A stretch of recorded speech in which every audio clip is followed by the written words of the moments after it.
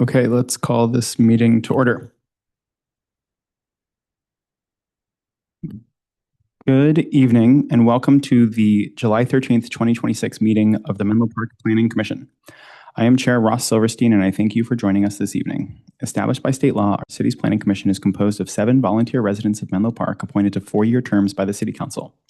According to California state law, the planning commission shall do all of the following: prepare and periodically review and revise as necessary the general plan, implement the general plan through actions including but not limited to the administration of specific plans and zoning and subdivision ordinances, annually review the capital improvement program of the city or county and the local public works projects or of other local agencies for their consistency with the general plan pursuant to Article 7, endeavor to promote public interest in, comment on, and understanding of the general plan and regulations relating to it, consult and advise with public officials, agencies, public utility companies, civic, educational, professional, and other organizations and citizens generally concerning implementation of the general plan, promote the coordination of local plans and programs with the plans and programs of other public agencies, and perform other functions as the legislative body provides, including conducting studies and preparing plans other than those required or authorized by this title. In addition, the Commission reviews development proposals requiring a use permit, architectural control, variance, minor subdivision, as well as the environmental reviews associated with those projects. When applicable, the Planning Commission reviews below market rate housing agreements associated with these applications as well. The Commission is the final decision-making body for these applications unless appealed to the City Council. The Commission also serves as a recommending body to the City Council for major subdivisions, rezoning, conditional development permits, zoning ordinance amendments, general plan amendments, and environmental reviews associated with those projects. Staff in our city's planning division are responsible for the processing of development applications, as well as for both implementing and amending the general plan, zoning ordinances, and related policies in order to further the goals of the city. We encourage your active participation, whether you're an applicant or interested member of the public. There will be an opportunity to speak for each specific agenda item, as well as for general public comment. With that, I will call the roll. Vice Chair Baruzzi. Present. Commissioner Eric. Present. Commissioner Farrick. Here. Commissioner Headley. Present. Commissioner Schindler. Here. And I am present. So we have 6 commissioners in chambers, which is a quorum with 1 commissioner absent. The next item on our agenda is reports and announcements. Ms. Sandmeyer, are there any staff reports or announcements this evening? Good evening, Chair Silverstein and commissioners. So tomorrow's City Council meeting will include an appeal of the Planning Commission's approval of the use permit and associated variances for 305 Haight Street. And the City Council meeting will also include an informational item on the housing element, regional housing needs allocation capacity and progress, and a tentative project schedule for the development of the parking plazas. That concludes my updates, but I'm happy to answer any questions. Do any commissioners have questions about those announcements or reports or announcements of their own? Commissioner Schindler. Thank you, Chair. I would like to report on a book that I read recently that I think would be valuable to members of the community as well as members of the Planning Commission. This is a book focused on affordable housing development called Bittersweet Lane: Creating Homes in the American Affordable Housing Crisis. The author is Jamie Madden. It's part autobiographical. The author grew up living in affordable housing in South Boston and was affected by housing instability most of his childhood before going on to college at Swarthmore and then earning a master's in city planning from MIT. It's also partly a textbook about how affordable housing gets built, including many lessons about the planning process, community engagement, and the types and tiers of financing used to build affordable housing. There were 3 appendices in the book that will keep it on my bookshelf next to my desk for this reason. There's a 6 pages detailing the different roles that professionals play in the housing development process, just with short descriptions of each of them. These are terms that we see regularly in our documents and in our discussions, and I thought it was very helpful. There's also an explanation of what a developer's pro forma is and how it gets used and built, which I thought was particularly another fascinating appendix. So again, for the benefit of commissioners and for the public, the title of the book is Bittersweet Lane: Creating Homes in the American Affordable Housing Crisis. Thank you. Do any other commissioners have, Commissioner Schindler again. I do have one more thing, but I had the opportunity to take a look at the staff report in advance of tomorrow's city council meeting. So Ms. Sandemeyer talked about the component that will be a update on the housing element, RHNA allocation, capacity, and progress. I particularly wanted to look at it because when we discussed the housing element progress back in March, I had shared with commissioners my own little back of the envelope that I had done trying to be forward-looking about how close we were to hitting our RHNA targets. So I had, again, done it with using publicly available information about projects that were under consideration, projects that had been proposed. And because I had sort of done that, I felt like I needed to just revisit this document and bring it to the attention of commissioners. If you are constrained on time, I would encourage you just to skip straight to table 6 in the staff report for the city council report tomorrow. It basically, let's see, my takeaways from the staff report that will be discussed with council tomorrow was that at the end of last year, at the end of 2025, we had delivered 23% of our affordable RHNA targets, so the 3 categories that we bundled together and describe as affordable, in 38% of the time of the housing element, so 3 years. And that according to the detail in the staff report, we still need to produce 1,272 additional affordable units between now and January of 2031. And if you incorporate assumptions about the projects that are already pending, or already approved, that gets us 435 of that just under 1,300 we need to deliver. So this is, when I compared this to some of the things that I presented just as my own analysis a couple of months ago, it wasn't too far off, but I felt obligated to call attention to the fact that there were parallel and analytical streams. Thank you. Thank you, Commissioner Schindler. Seeing no other items on reports and announcements, we will move to the public comment portion of our agenda. Under the public comment agenda item, the public may address the Commission on any subject not listed on the agenda. Each speaker may address the Commission once under public comment for a limit of 3 minutes. You are not required to provide your name or city of residence, but it is helpful. The Commission cannot act on items not listed on the agenda, and therefore the Commission cannot respond to non-agenda issues brought up under public comment other than to provide general information. Please know that if you are here tonight to comment on one of our agenda items, you will have a chance to speak when we get to that item on the agenda. To learn how to participate, I'm going to turn to our clerk this evening, Ms. Roy, to begin our public comment period. Thank you and good evening, Chair Silverstein, Planning Commissioners and members of public. At this time, if any member of the public in the council chamber wishes to provide a public comment on item D, please provide me with a comment card from the back table. If you are joining via Zoom, please click on the raised hand button.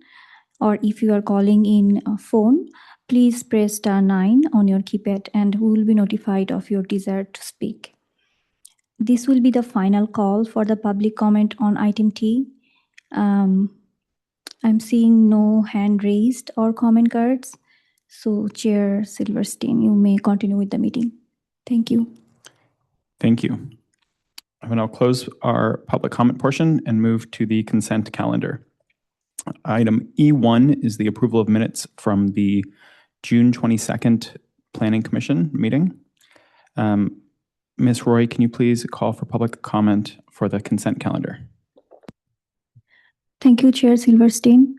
At this time, if any member of the public in the council chamber wishes to provide a comment on this item E1, please provide me with a comment card from the back table. If you're joining via Zoom, please click on the raised hand button. And if you're calling in, please please press star 9 on your keypad and we will be notified of your desire to speak. At this moment, I don't see any hands or comment cards, so Chair Silverstein, you may continue. Thank you. Thank you. Do any commissioners wish to pull item E1 from the consent calendar? With that, I will take a vote. All those in favor of approving the item E1, please raise your hand. That is 5 yeses, and I will abstain, so the motion passes. Moving to item F1 on the agenda. This is regarding a use permit at 1024 Sevier Avenue. At this public hearing, the Commission may consider and adopt a resolution to approve a use permit to add a second floor as well as conduct interior modifications to a single-family residence that would exceed 50% of the replacement value of of existing non-conforming structure in a 12-month period. The proposal would also exceed 50% of the existing floor area and is considered an equivalent to a new structure. The subject parcel is located on a substandard lot with regard to minimum lot area and minimum lot width in the R1U zoning district. We may also determine this action is categorically exempt under CEQA guidelines, section 15301's Class 1 exemption for existing facilities. Mr. Ball, are there any updates to the staff report on this item? Good evening, Chair and members of the Planning Commission. I have one update to the staff report, and that is that the date in Exhibit C, Project Condition A, would be corrected if the project is approved. And then the applicant and I are available for any questions. Thank you. Do any commissioners have any clarifying questions before we open public comment? Commissioner Farrick. Yes, thank you. And through the chair, could I ask you to repeat that, Mr. Ball? I didn't quite track the item to be corrected.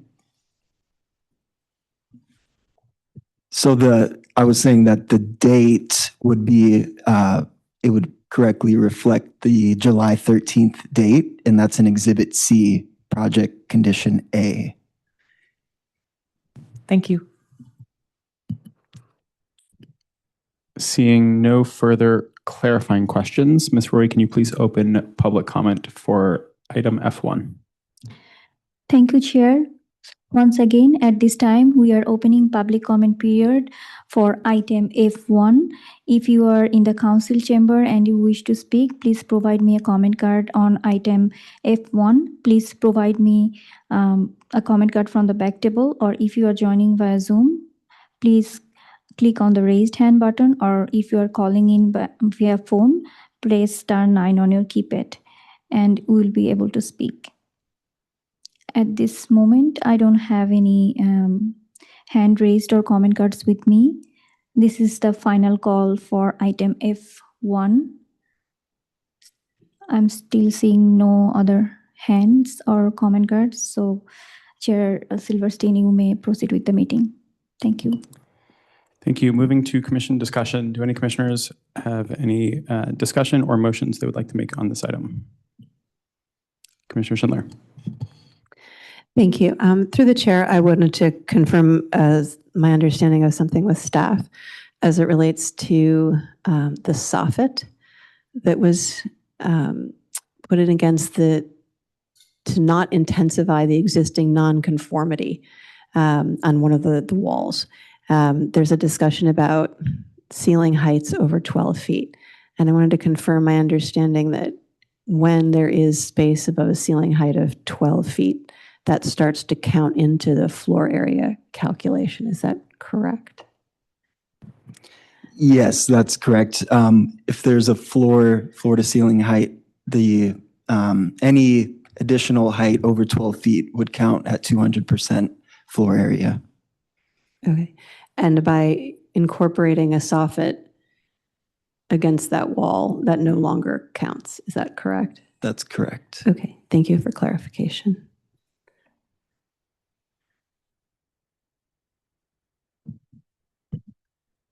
Seeing no further commission discussion, I would like to move to approve item F1 as per the staff report. We have a second from Commissioner Headley. I will call the vote, assuming no further discussion. Vice Chair Bruzzi. Yes. Commissioner Eric, Yes. Commissioner Farrick, Yes. Commissioner Headley, Yes. Commissioner Schindler, Yes. and I vote yes as well. Motion passes unanimously.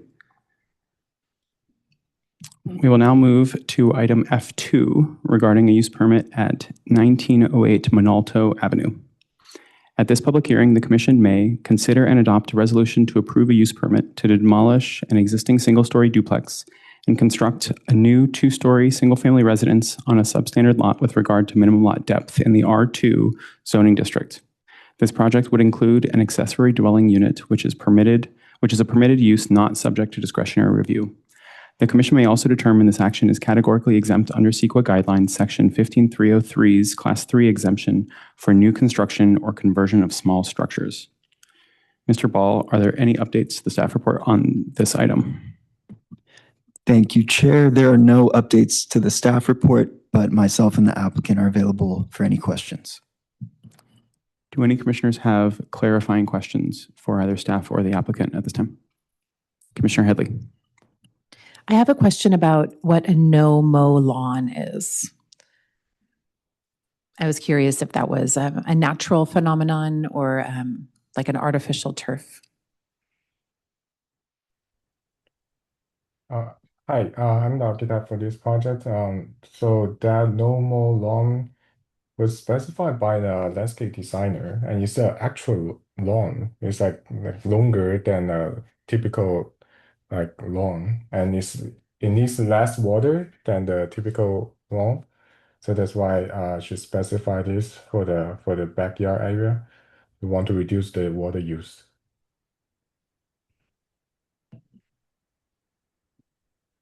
Hope that answered the question. Thanks. I didn't understand that entirely. I believe, however, I did hear that it is actual grass. Yeah, actual grass, yes. Need to be mowed. Any further clarifying questions? Commissioner Schindler. I think this is a clarifying question. I wanted to clarify my read of two things in the plans. One is that there appears not to be any kind of door between the ADU and the main residence. I guess I could start by asking staff that question. And my second question is to confirm that there is no closet in bedroom 5. Is that correct? Are both of those correct? For A is correct. There's no door between the ADU and the main house. I'm sorry. Could you either speak closer to the microphone or maybe just a little louder? We're having trouble hearing you here in chambers. How about now? Is that clear? Moderately. Okay. Sorry. Try to speak louder. For question A, yes, there's no door between the ADU and the main house. For the second question, bedroom 5, yes, no closet, because a pretty small bedroom, so we decided not to put a built-in closet, maybe a cabinet in the future, but no closet. Thank you for clarifying. And sorry, for the record, would you mind identifying yourself? Oh, sorry. Although the name is not correct, but I'm the architect. My name is Hao. First name Hao, H-A-O. Last name Wang, W-A-N-G. I'm the Perfect. project architect. Yeah. Seeing no further clarifying questions, Ms. Roy, can we please open public comment for item F2? Thank you once again, Chair Silverstein. At this time, we are opening public comment period for item F2. If any member of public in the council chamber wishes to provide a public comment, please provide me a comment card from the back table. If you are joining via Zoom, please click on the raised hand button, or if you are calling from phone, press *9 on your keypad and will be notified of your speaking. This will be the final call for public comment on item F2. At this moment, I'm not seeing any comments hand raised. So, Chair Silverstein, you may continue with the meeting. Thank you. Thank you very much. I'll now bring item F2 to commission discussion. Do any commissioners have anything they would like to comment on or motions they'd like to make regarding item F2?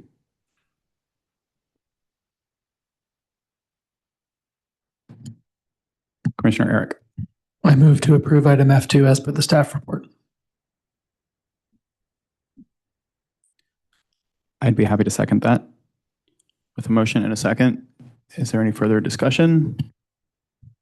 Seeing none, I will. I have a Oh, question. sorry. Yes, Commissioner Farrick, please. Right, just out of your peripheral. Thank you, Chair. I just actually had a question for staff. Given the zoning for this, would this project would the development potential on this parcel have been 3 dwelling units or even 4 if there was a ADU associated with any of those dwelling units? And I realize that's not the project. I'm just asking so that, because it's an R3 zone. R2 Oh. zone? Yeah, it's R2 zoning. They could build up to three or more. Well, duplexes and projects of 3 or more dwelling units are allowed, but again, I mean, it would depend on your lot size and floor area and building coverage and all of those other development standards. Great. And then just to clarify Commissioner Schindler's question, I see on the floor plans, it looks like there's not a door, and I just couldn't hear the architect very well. So I think he said there's no door. Is that correct? Okay, thank you. That's it. Thank you. Seeing no further discussion, we do have a motion and a second. I will call the vote. Vice Chair Baruzzi. Yes. Commissioner Eric. Yes. Commissioner Farrick. Yes. Commissioner Headley. Yes. Commissioner Schindler. Yes.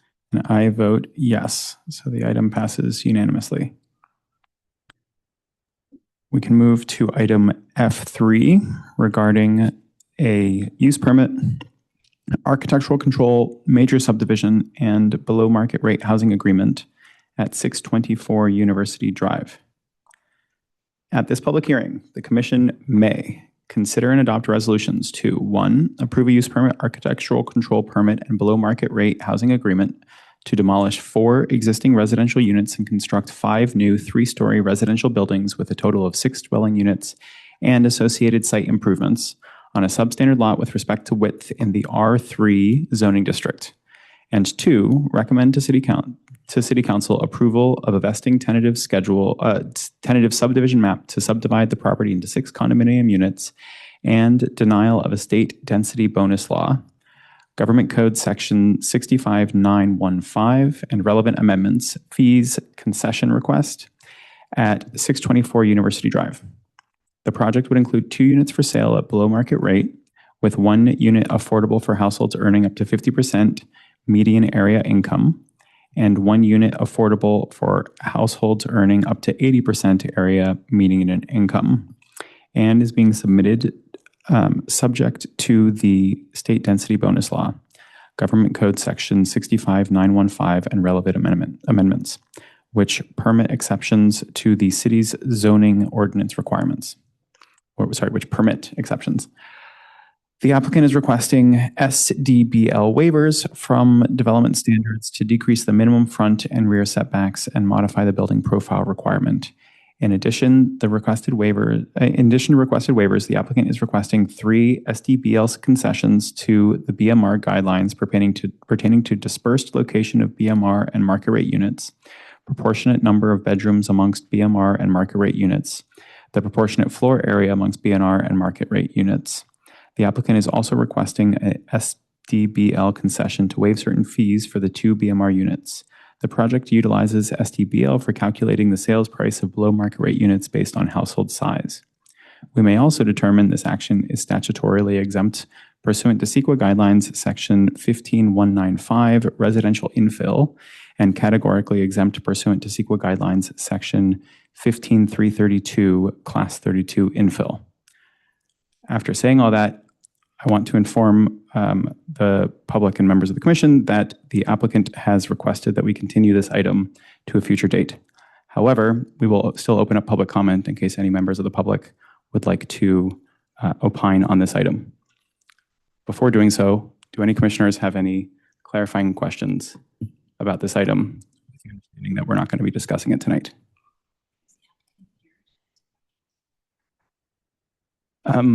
Ms. Sandmeyer, is the applicant here to answer questions? If Someone on the commission did have a clarifying question. Yes, I believe the applicant's attorney is here to answer questions or online. So if you do have a clarifying question to the applicant, then go right ahead. Commissioner Schindler. Thank you, Chair. I have a clarifying question, but it is, I believe, answerable by staff in this case. The recommendation in the staff report is to approve 3 of the 4 requested concessions.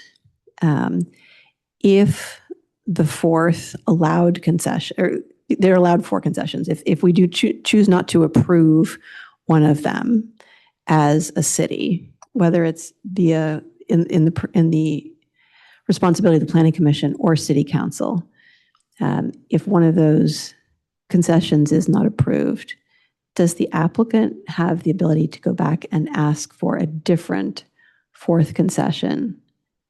And if so, what does that process look like?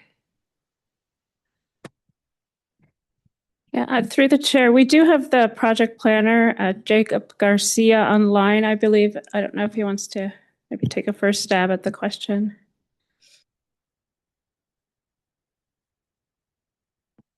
Yes. Hello. Hello, Planning Commission. Thank you. My name is Jacob Garcia. I'm the contract planner for the City of Menlo Park and the project planner here for 624 University. For your question, it is if the applicant ultimately decides to modify the project to request a different concession under the state density bonus law, we believe that that would be possible. However, they would need to resubmit their project plans and request state density bonus laws to city staff so that we can review such concessions and make a recommendation based on the evidence that have been provided by the applicant. And as a result of that revision to the plans, we would need to assess at that time whether or not the project would need to be reviewed by the Housing Commission again, should there be any changes to the BMR agreement or through the Planning Commission. That entitlement path isn't clear until we would have more certainty or clarity on the project application.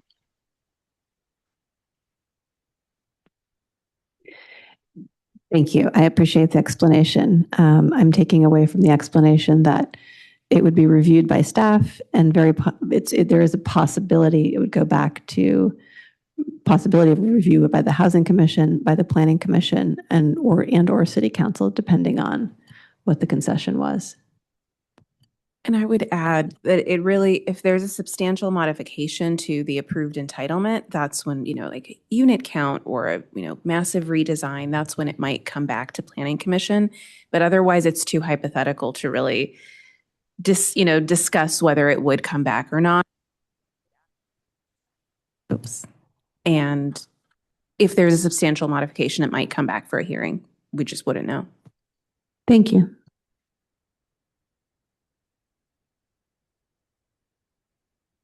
Seeing no further clarifying questions, Ms. Roy, can we please open up public comment for the item? Thank you, Chair Silverstein. At this time, if any member of the public in the council chamber wishes to provide a public comment on item F3, please provide me a comment card from the back of the table. If you are joining via Zoom, please click on the raised hand button, or if you are calling in, press star 9 on your keypad, and we will be notified of your desire to speak. Please note that this will be the final call for the public comment on this item. I'm seeing no comment cards and hand raised at this moment. Chair Silverstein, you may continue with the meeting. Thank you. Thank you. With that, I would like to make a motion to continue item F3 to a later date. I'll second. With a motion and a second, I will call a show of hands vote. All those in favor to continue item F3, please raise your hand. And that passes unanimously. We can now move to item F4, regarding a use permit to architectural control major subdivision below market rate housing agreement and environmental review at 500 El Camino Real. Yes. Wait, let me make sure I have all of my, nope, at 335 to 355 Pierce Road. At this public hearing, the commission shall consider and adopt resolutions to approve a use permit, architectural control permit, and below market rate housing agreement to construct 2 new 3-story multifamily residential buildings consisting of 8 townhome dwelling units and associated site improvements on a vacant substandard lot with regard to minimum lot depth in the R3 zoning district. And 2, recommend to the City Council to approve of a vesting tentative subdivision map to merge 2 parcels into 1 and subdivide the site with 8 residential condominium parcels and 1 common area parcel. And denial of a state density bonus law, SDBL, Government Code Section 65915 and relevant amendments, fees concession request at 335 to 355 Pierce Road. The project, referred to as Laurel Landing by Habitat for Humanity Greater San Francisco, would include all BMR residential units to be owned and occupied by households earning no more than 80% of area median income, and is being reviewed subject to SDBL, which permits exceptions, 12 SDBL waivers, and 5 SDBL concessions requested to the city's zoning ordinance requirements. We may also determine this action is categorically and statutorily exempt under CEQA guidelines sections 15183, 15194, and 15332. Mr. Chan, are there any updates to the staff report on item F4? Good evening, members of the Planning Commission, Chair Silverstein. Since the publication of the staff report, staff has provided 3 items of correspondence that have been provided to us. These items of correspondence are at your dais and also at the back counter. They are inclusive of 15 letters of support for the Laurel Landing project. Perfect, thank you. And will there be a presentation on the item as well? Yes, this evening we have with us Robert Smith, who's the project manager of the real estate development team, as well as Felix Oyong, he's a chief real estate officer, and both are from Habitat for Humanity Greater San Francisco, and they have a brief presentation before we go into discussion. Perfect, please go ahead.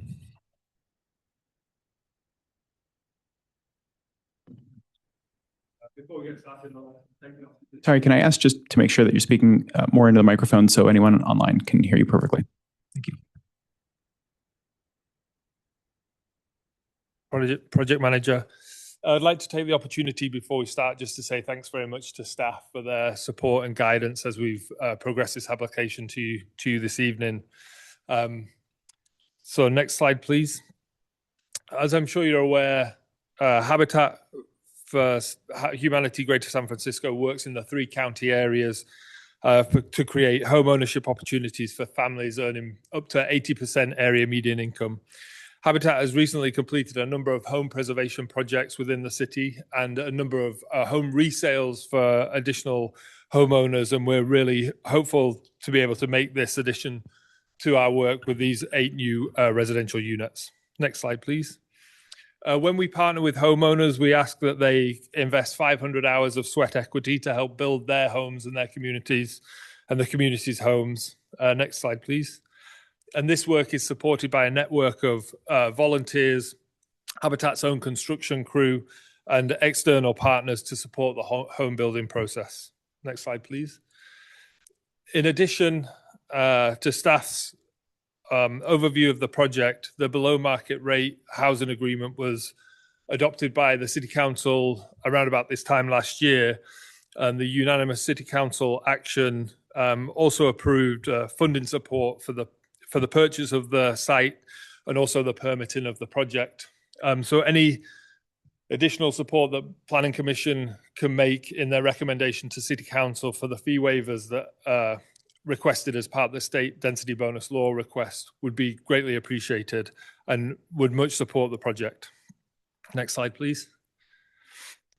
Staff and Habitat have gone through a number of rounds of review to ensure that the project meets the objective design guidelines of the city.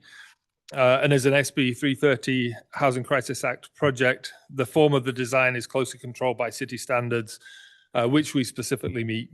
The density bonus law request, as I mentioned, is an opportunity to waive a number of fees that would financially support the project. With that, Habitat's available for questions, and we really appreciate your time and consideration with this project. Thank you. Thank you very much. Do any commissioners have any clarifying questions for either staff or the applicant?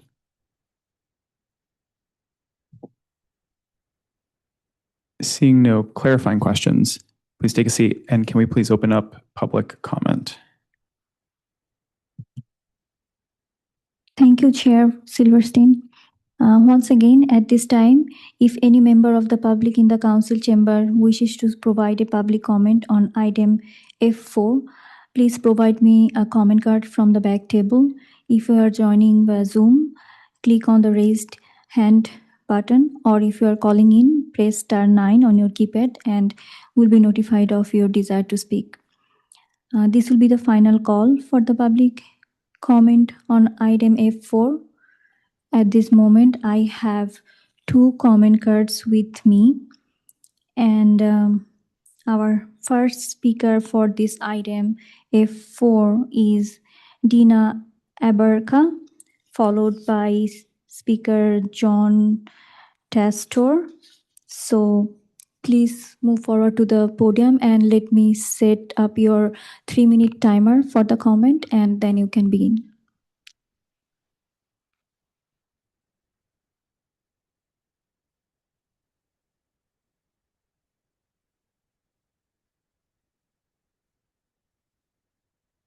You may now begin. Good evening, planning commissioners and chair. My name is Dina Abarca, and I'm actually going to read out of the paper because otherwise I'm going to mess it up. I've been a Habitat homeowner since 2011, and I am a full supporter of affordable housing. I am here tonight to express my support for the Habitat for Humanity project at 335 Pierce Road, more known as the Laura Landing. I am a resident of the Bellhaven community since 1989. And in 2011, as a 32-year-old, I was able to afford my first forever home as a single mom with 2 little kids within my neighborhood. So I was able to stay in my neighborhood, work at a local grocery store, and I've been able to hold that job for the last 25 years. I too became a homeowner thanks to Habitat for Greater San Francisco, only because it was so affordable that I was able to afford my home. Affordable homeownership is increasingly out of reach for many families in our community, just like me. Menlo Park needs a lot more affordable homeownership opportunities for local families to stay in their community, where they grew up, where they work, and where their kids go to school. The Habitat for Humanity project at 335 Pierce Road will provide a mix of 2, 3, and 4 home bedrooms, serving a variety of household sizes. This project has been carefully thought out to fit in the neighborhood, which is my neighborhood, and I am ecstatic to know that another 8 families can actually be able to afford a home just like I did at one point. I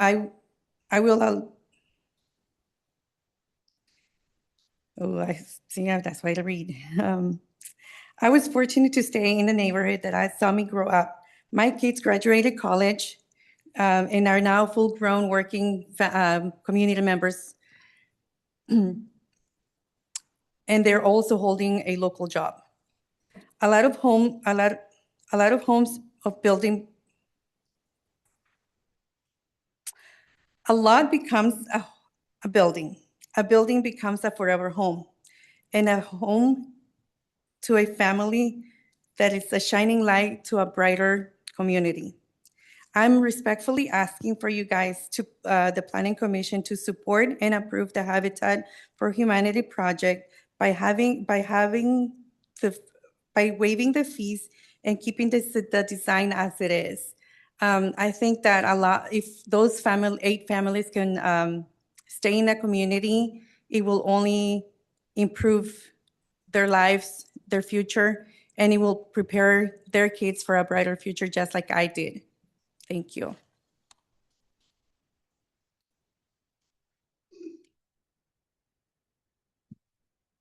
Thank you, Dina. Our next public commenter is John Testor. Please, you may begin speak now.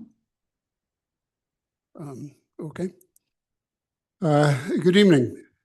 My name is John Taster. I'm a supporter of affordable housing in San Mateo County. I'm here tonight to express my support for the Habitat for Humanity project at 335 Pierce Street. I'm currently a termed out board member of the San Mateo County Housing Leadership Council, and I'm a 20-year Habitat for Humanity volunteer. It was actually among the first volunteers on this project as we cleared out the site from overgrown vegetation and so forth earlier this year. I support the project because it's needed. Habitat is the leader in producing affordable home ownership for low-income families, something that is otherwise out of the reach of so many people in this county. In addition to quality housing, Habitat developments enhance family security and bring a new dynamic to families who otherwise would live in crowded and or substandard housing. Habitat for Humanity developments allow access to something that is increasingly out of the reach of so many people and so many residents of our county, affordable home ownership. I've helped to build houses in many places in the world, in Canada, in Haiti, in Vietnam, all over the Bay Area, various places in the United States. And one of the things that I see over and over again is not so much the fact that we built the homes, but I see the way people respond, see their expressions when they start to move into housing that they never thought that they would be able to afford, especially the children. And to me, that is what it's all about. I've had the privilege of working with President Jimmy Carter on several occasions. And I heard him just really beautifully describe Habitat for Humanity's unique vision and approach to home ownership. He said that this work allows us to do what we're called to do without exalting ourselves or demeaning the people we come to help. This project, in my opinion, fulfills President Carter's vision. It's about people. It's about families. It builds people's self-esteem. With all of its design features, which I hope will continue as presented, this project, in my view, will transform lives and will enhance the Menlo Park community. As I stated earlier, affordable home ownership is increasingly out of the reach for so many families in the county.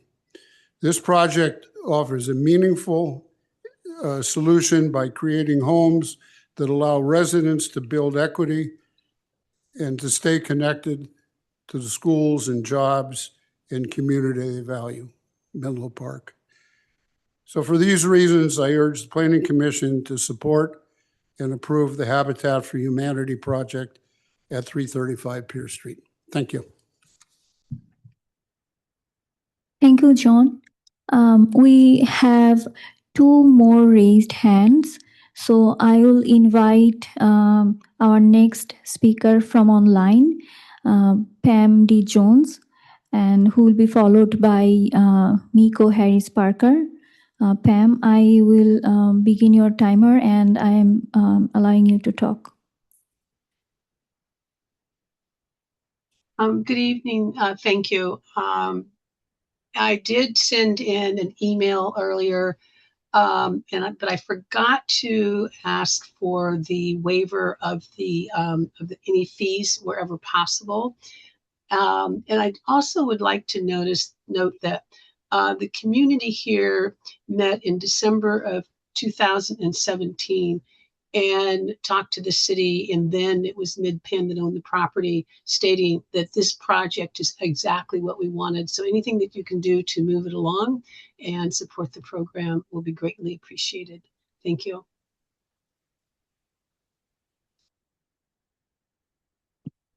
Thank you, Pam, for your comment. Our next public speaker is Miko Harris Parker.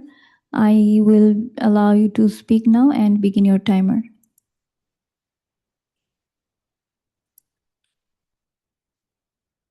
Good evening, Commissioner members and members of the public who are present. I too sent in a written public comment, but I did want to speak this evening. I want to thank the three speakers this after who have just spoken. Thank you for your comments and the sincerity that was expressed about especially the emotions that come with home ownership. And I just wanted to piggyback a little off of the comments that were made. As a second-generation Belhaven resident who raised third-generation Belhaven residents, this opportunity means everything to me and my community. The ability for my sons, their future children, my neighbors, and their family members to purchase a home in the community where we live and have built our lives helps strengthen and stabilize our neighborhood for generations to come. For many members of our community, this project represents the fulfillment of a long-held dream of home ownership, and I hope it is only the beginning. We need more affordable home ownership developments like this one. I encourage you, Planning Commission members, to please consider and adopt the two resolutions that are presented to you today. This project is vitally needed to address citywide affordable housing shortage here in Menlo Park and provide home ownership for our Belhaven community. So I thank you to Habitat for Humanity, staff, and all of those who've been involved for getting this project to this point. I thank city staff for the work that they have done. And I really do hope that the Planning Commission moves forward with approving these resolutions this evening. Thank you. Thank you so much for your comment. At this point, I don't have any more comment cards or hand raised.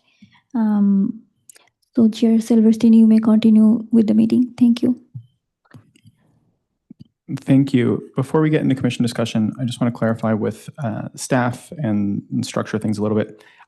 It's my understanding that tonight we have the ability to formally approve the use permit, architectural control permit, BMR housing agreement, the 12 SDBL waivers, and the first 4 SDBL concessions ourselves.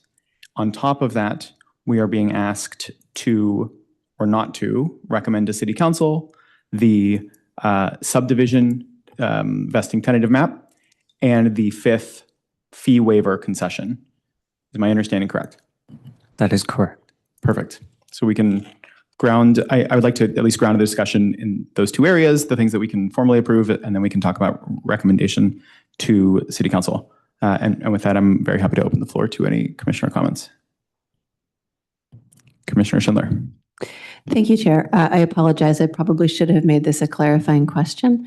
I would have for the prior agenda item had it not been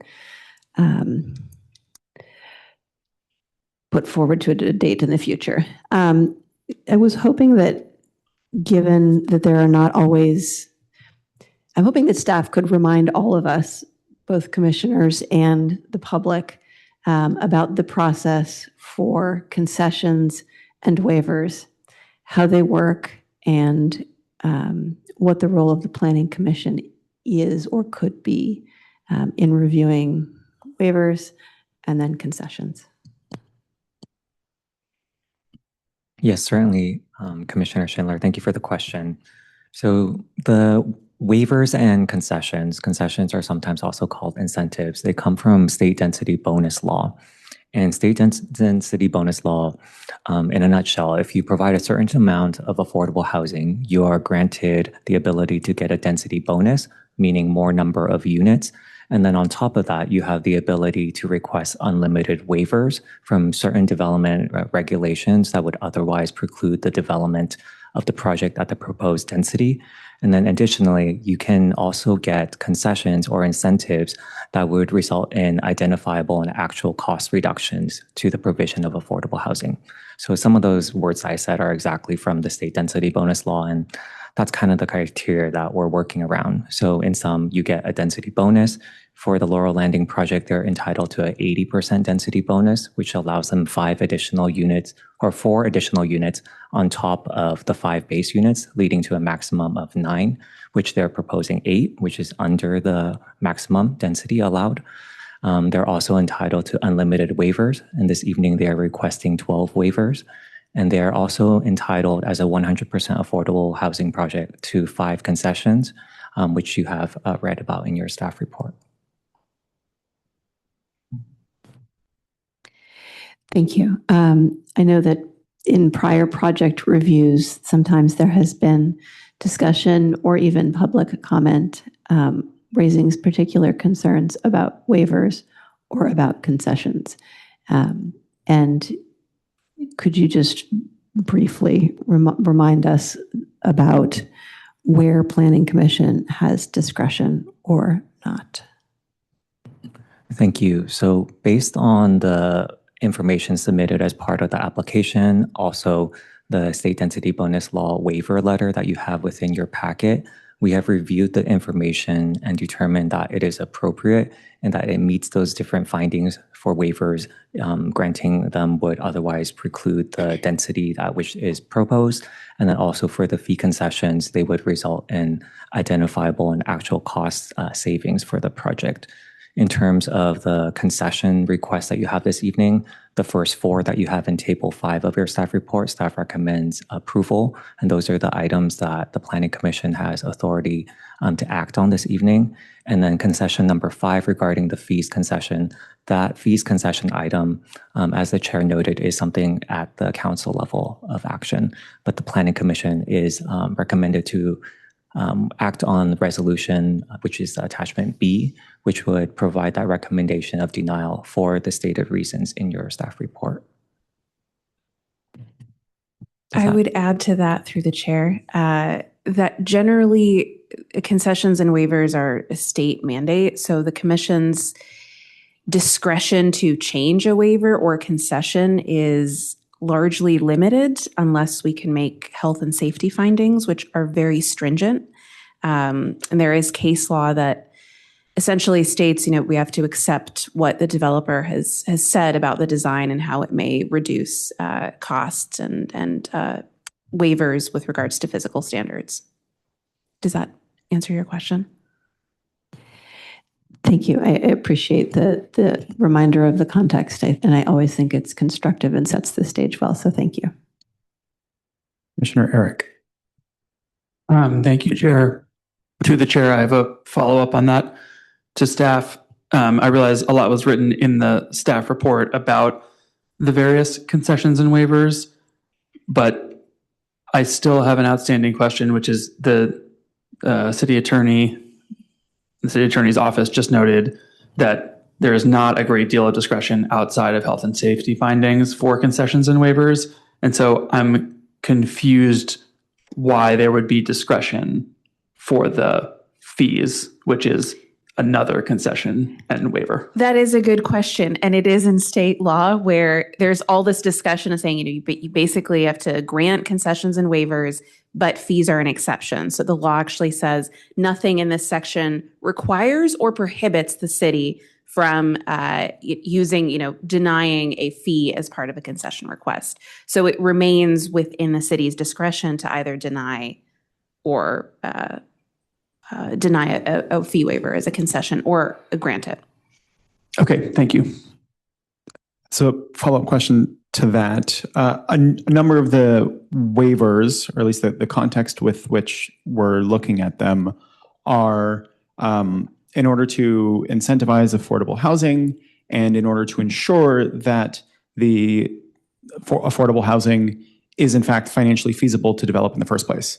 And so as a result, we are happy to grant various concessions in order to add either more density or less parking or whatever it ends up being. And that, in my mind, is with the lens of ensuring that these projects happen. And that is my understanding of the intent of state law, is we want these projects to happen. We want to make sure that they have the ability to happen. I have a very hard time disconnecting that with the fees themselves. And I understand that we have discretion on the fees as a city, but from the perspective of staff who is recommending that we don't recommend a fee waiver, can you, maybe in layperson's terms, clarify as to why you think that might not financially impact this development from potentially happening? And is that going to be a significant burden to get over that hill? I will start with a quick thought and then hand it over to Calvin. I think that at least part of why we're discussing this at the council is just, it's the city's budget. So we might, the city council has built in certain assumptions in the budget, and they would need an opportunity to discuss this. I would then hand it off to Calvin. So that's just a note, sort of framing generally when it comes to fees in general. Yes, it will always go before city council. I guess what I'm trying to understand is, why would this recommendation go before city council with staff suggesting that they not recommend it, as opposed to staff suggesting that they do give the fee waiver?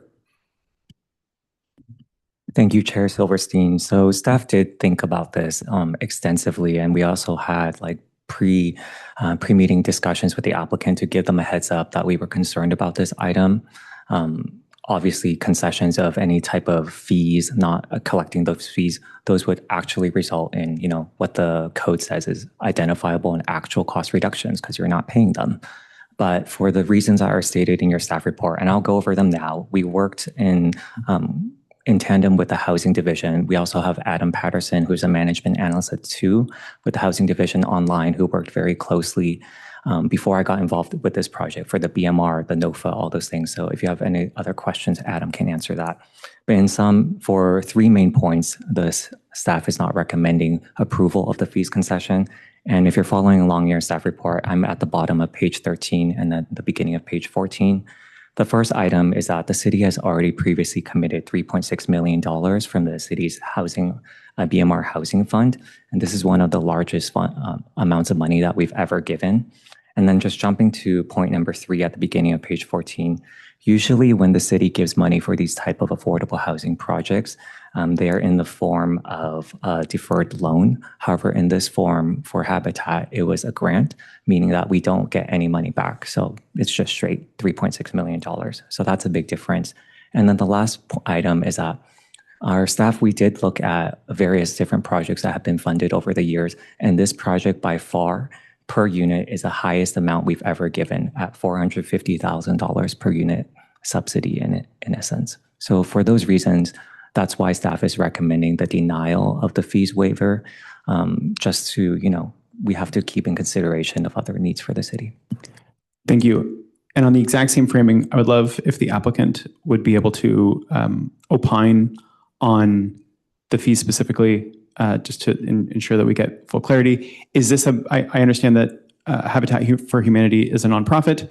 It's my general assumption that more fees reduced is absolutely better. I would love to get some understanding on whether or not projects like these are genuinely contingent on this type of fee waiver of happening or not, or is it just kind of the more the better? Thank you. Thanks for the question. Good evening, commissioners. My name is Felix Aoyang. I'm the Chief Real Estate Officer at Habitat for Humanity.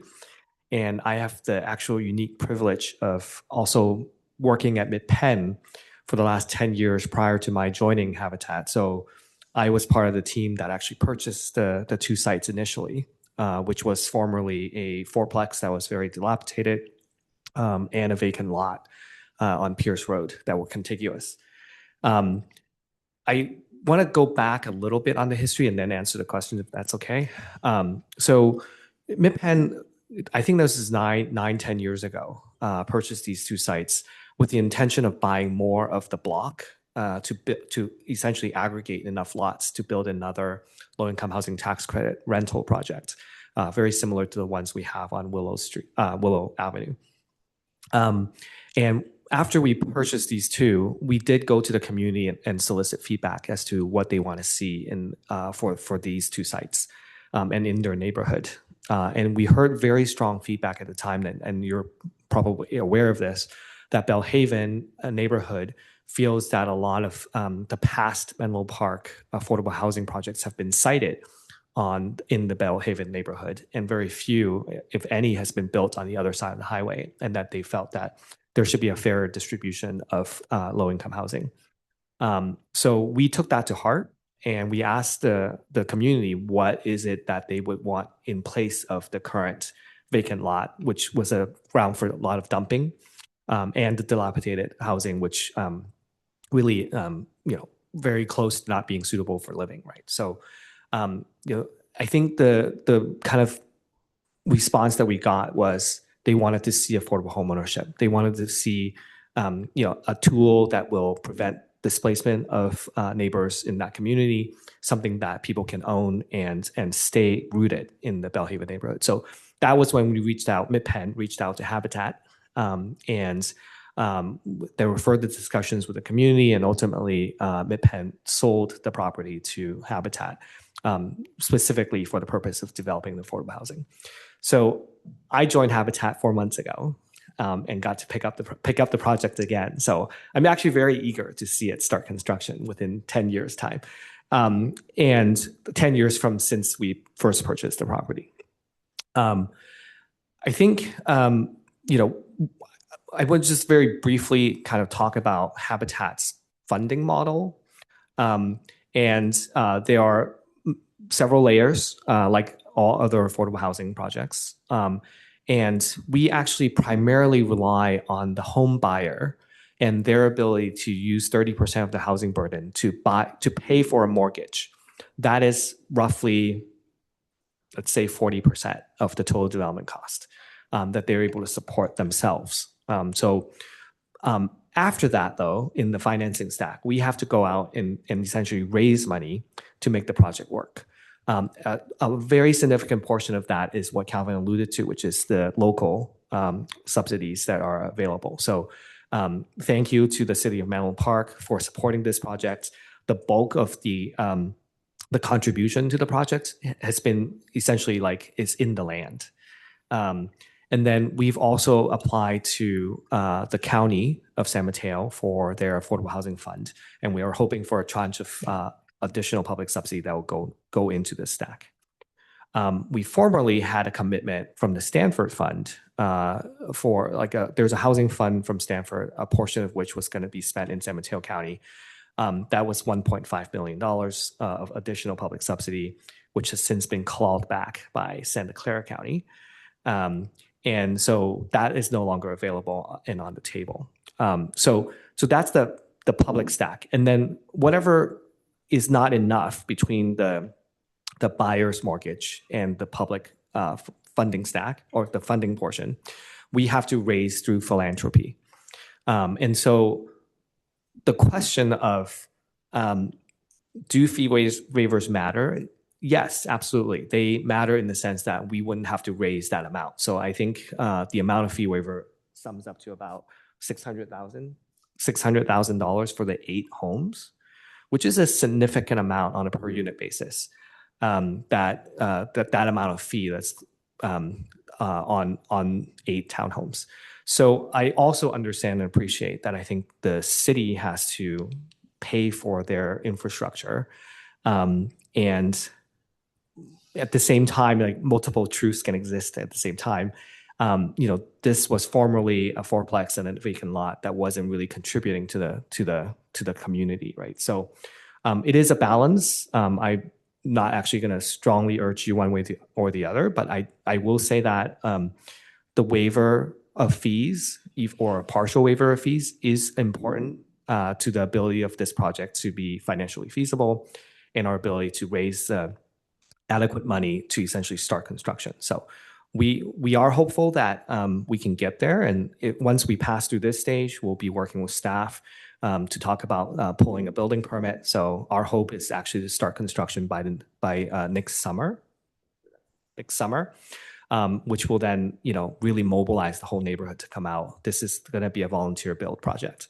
It's going to be a great occasion, and the every dollar matters for the stack. Thank you. Right, that was a really long answer. Thank you for the long answer. We appreciate the context. Vice Chair Baruzzi. Yeah, this is a question for staff. What's the precedent in our community for waiving fees like this for other developments? Have we ever done it? Thank you, Commissioner Baruzzi. As part of a state density bonus law fee concession type project, to my knowledge, I'm looking at my colleagues, this is the first time we've had that request. And how many of this sort of project, these home ownership BMR projects, that have we seen in Menlo Park? Not many, right? I think we've had, as inclusionary, maybe some townhomes and duplexes built over the years as part of new subdivisions, but this is pretty unusual, right? Yes, I would say that this is definitely less common than the normal inclusionary housing. If you'd like some more examples, we can ask Adam Patterson, who's online from the Housing Division, to speak more on that. Would you like that? So I guess I'll go ahead and opine here. I actually spoke with somebody who works for MidPenn about this project a little bit. And it sounds like it's just taken rather a long time to come together. I think there was a point where there were funds that were potentially going to be recalled or something like that. It's taken a while to come together. And it seems so desperately needed in the community. And so I'm encouraged that we're getting so close to being able to pull it together.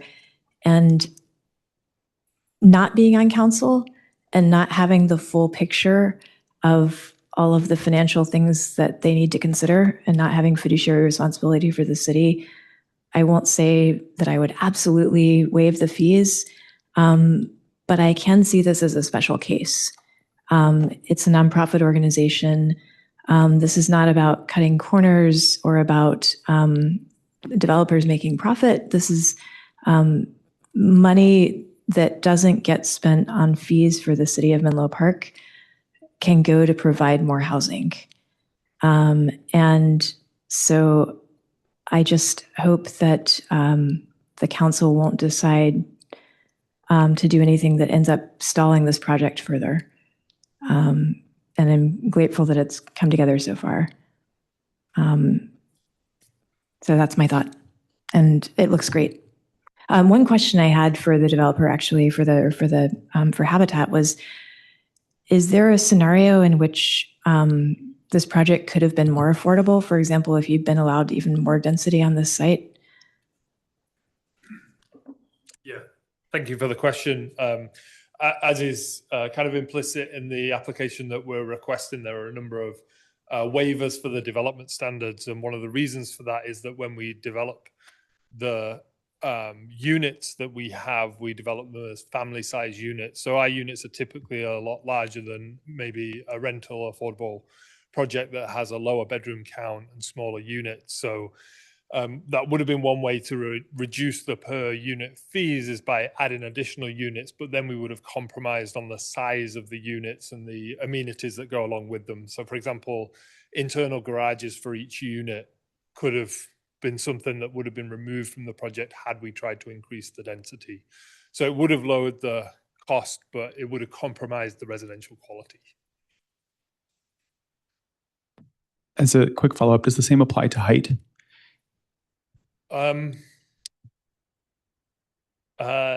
Yes and no. If we could add height to the project, then we would be able to get additional units, but then we would fall under a different form of fire protection, where a ladder truck would need to drive onto the site, and that would again change the dynamics of the project and make it. We would have to make compromises elsewhere. Fair, thank you. I have a question for staff with regard to the recreation in lieu fees. It's my understanding that the intent of these fees is when we add more residents to the community, we want to make sure that we have recreation facilities to provide for everyone. And as a function of that, we have various fees associated with adding more population. And therefore, there are various fees that are associated with this. It is my assumption that that is not a direct cost that the city would be burdened with when it comes to either staff time or even budget. Considering, let's say this project didn't happen whatsoever, we wouldn't be getting these fees and we wouldn't be burdened with any form of costs there. And I believe the same is the case with the project being developed. So is there a reason why, at least the way that I'm conceptualizing things, there are direct fees, inspection costs, and something you literally have to pay someone to go out and be there. And then the in lieu fee, from my perspective, is something that is categorically different, which is something that everyone needs to generally contribute to, but isn't something that would necessarily negatively impact our fiscal budget. Is my understanding correct? And if so, is there a reason why staff didn't differentiate that type of fee with respect to this recommendation?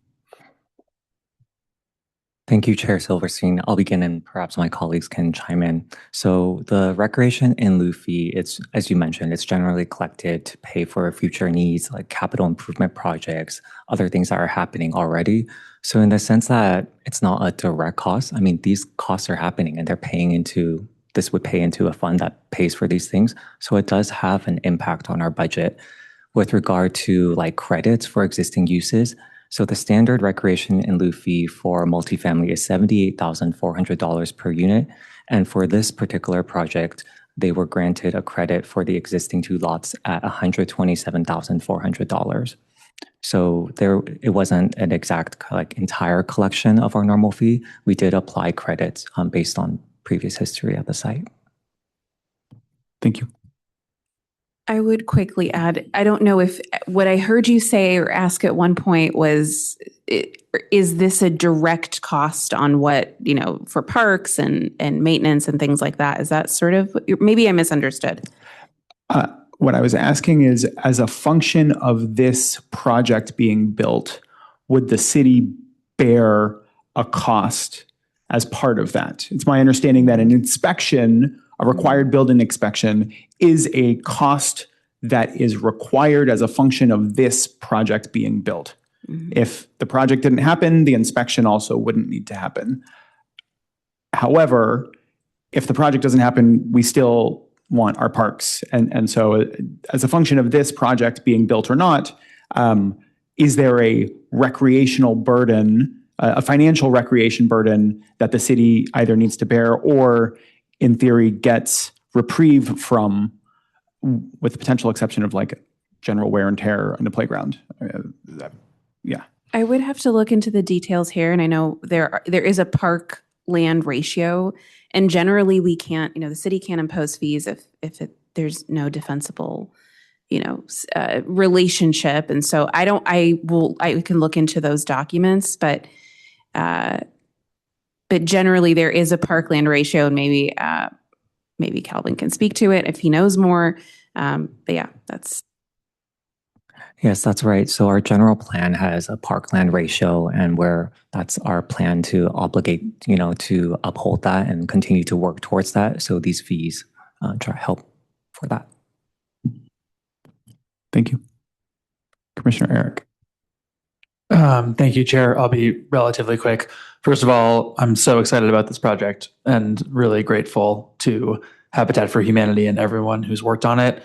And I hope progress in the future goes faster than what has happened in the past. But I'm very happy we're here. Just a quick note on the fees, since that seems to be a focal point. I echo Vice Chair Baruzzi's comments that I think it's pretty hard for me personally, and I think for this commission, to sort of weigh it. Normally when we weigh trade-offs of density and privacy versus new housing, those are all things that fall under our remit. And so we're holding both sides of that trade-off. Here, the budget doesn't really fall under our remit. I don't feel like I know a lot about it. I'm like not that comfortable making a strong recommendation. I sort of think it's for city council. But to the extent that it's come before us, I guess what I would say is the reasoning presented by staff is we've already given this project a lot of money. And so we shouldn't give it more money. But the way I think about it is we've given this project a lot of money because we really want this project to happen. And so it feels weird to not grant the waiver because we so desperately want this project. It would be like paying someone to build me a house and then insisting that they pay for the building materials. It's just like, it feels weird to me. So if I'm forced to make a choice, I would recommend the fee waiver, but it does really feel like a decision for city council.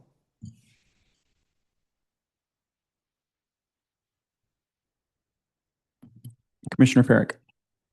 I'll just chime in at this point because my sentiments are really similar. I don't want this, it's a very exciting project. We're delighted to see it finally come to this point.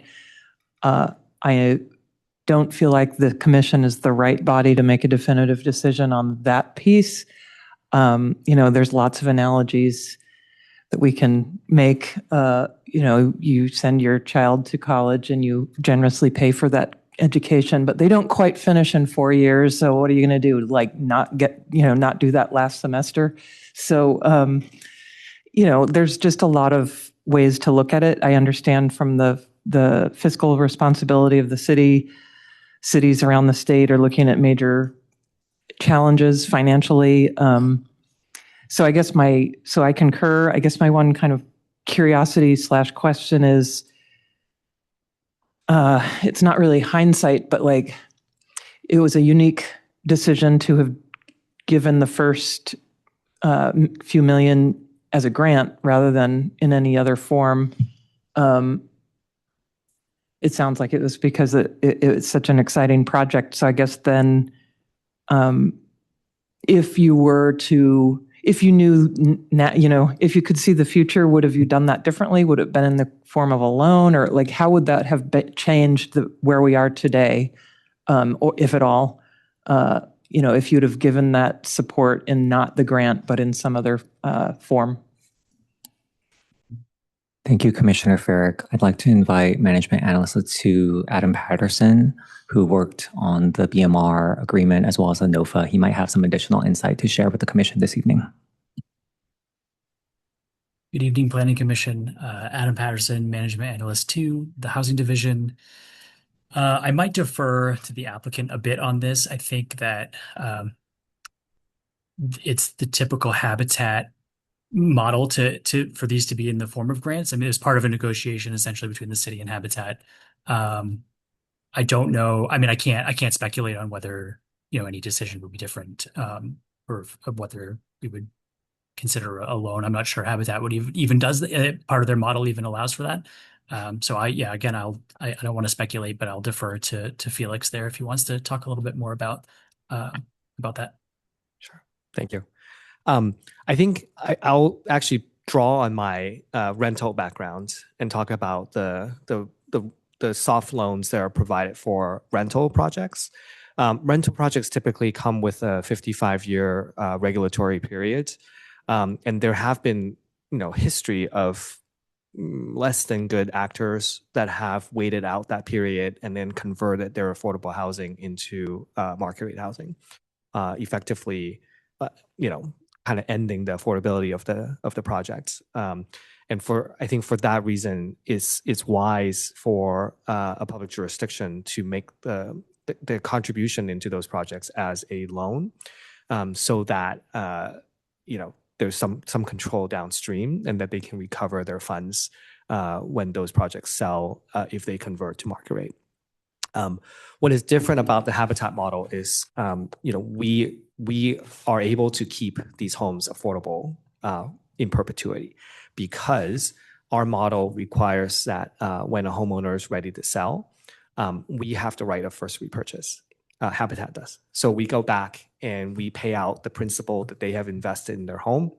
The homeowner, essentially gets a lot of equity out of their tenure in their home. And then Habitat retains control of that home and then sells it to the next buyer that has another 99-year term on their contract effectively, that when they transact their home, they sell it back to Habitat again. So what the city is investing in the form of a grant is really a permanent affordable housing home. And for that reason, I see the difference between why it's a grant versus why it's a loan. And then technically speaking, because the home buyer is buying the home, we don't want that loan to essentially get burdened onto their property and become a part of their title. And hence that grant allows us to kind of have them be free and clear, and then we take care of the affordability restriction piece of it. Thank you. And that helps also from the standpoint, the other unique thing here is that it's not normal affordable housing rental, it's purchase. So that makes sense. Thank you. Commissioner Eric. Sorry, I realized I wanted to ask this question and I did not. I have a question for staff, which is, I guess, why wasn't the issue of fees discussed during the negotiation over the funding? It seems like maybe that would have been as part of funding the project, we would have discussed the fees as well. I see Adam jumping online. I'll defer to Adam to begin. Yeah, thank you for the question. I would ask for Habitat to also perhaps speak to this.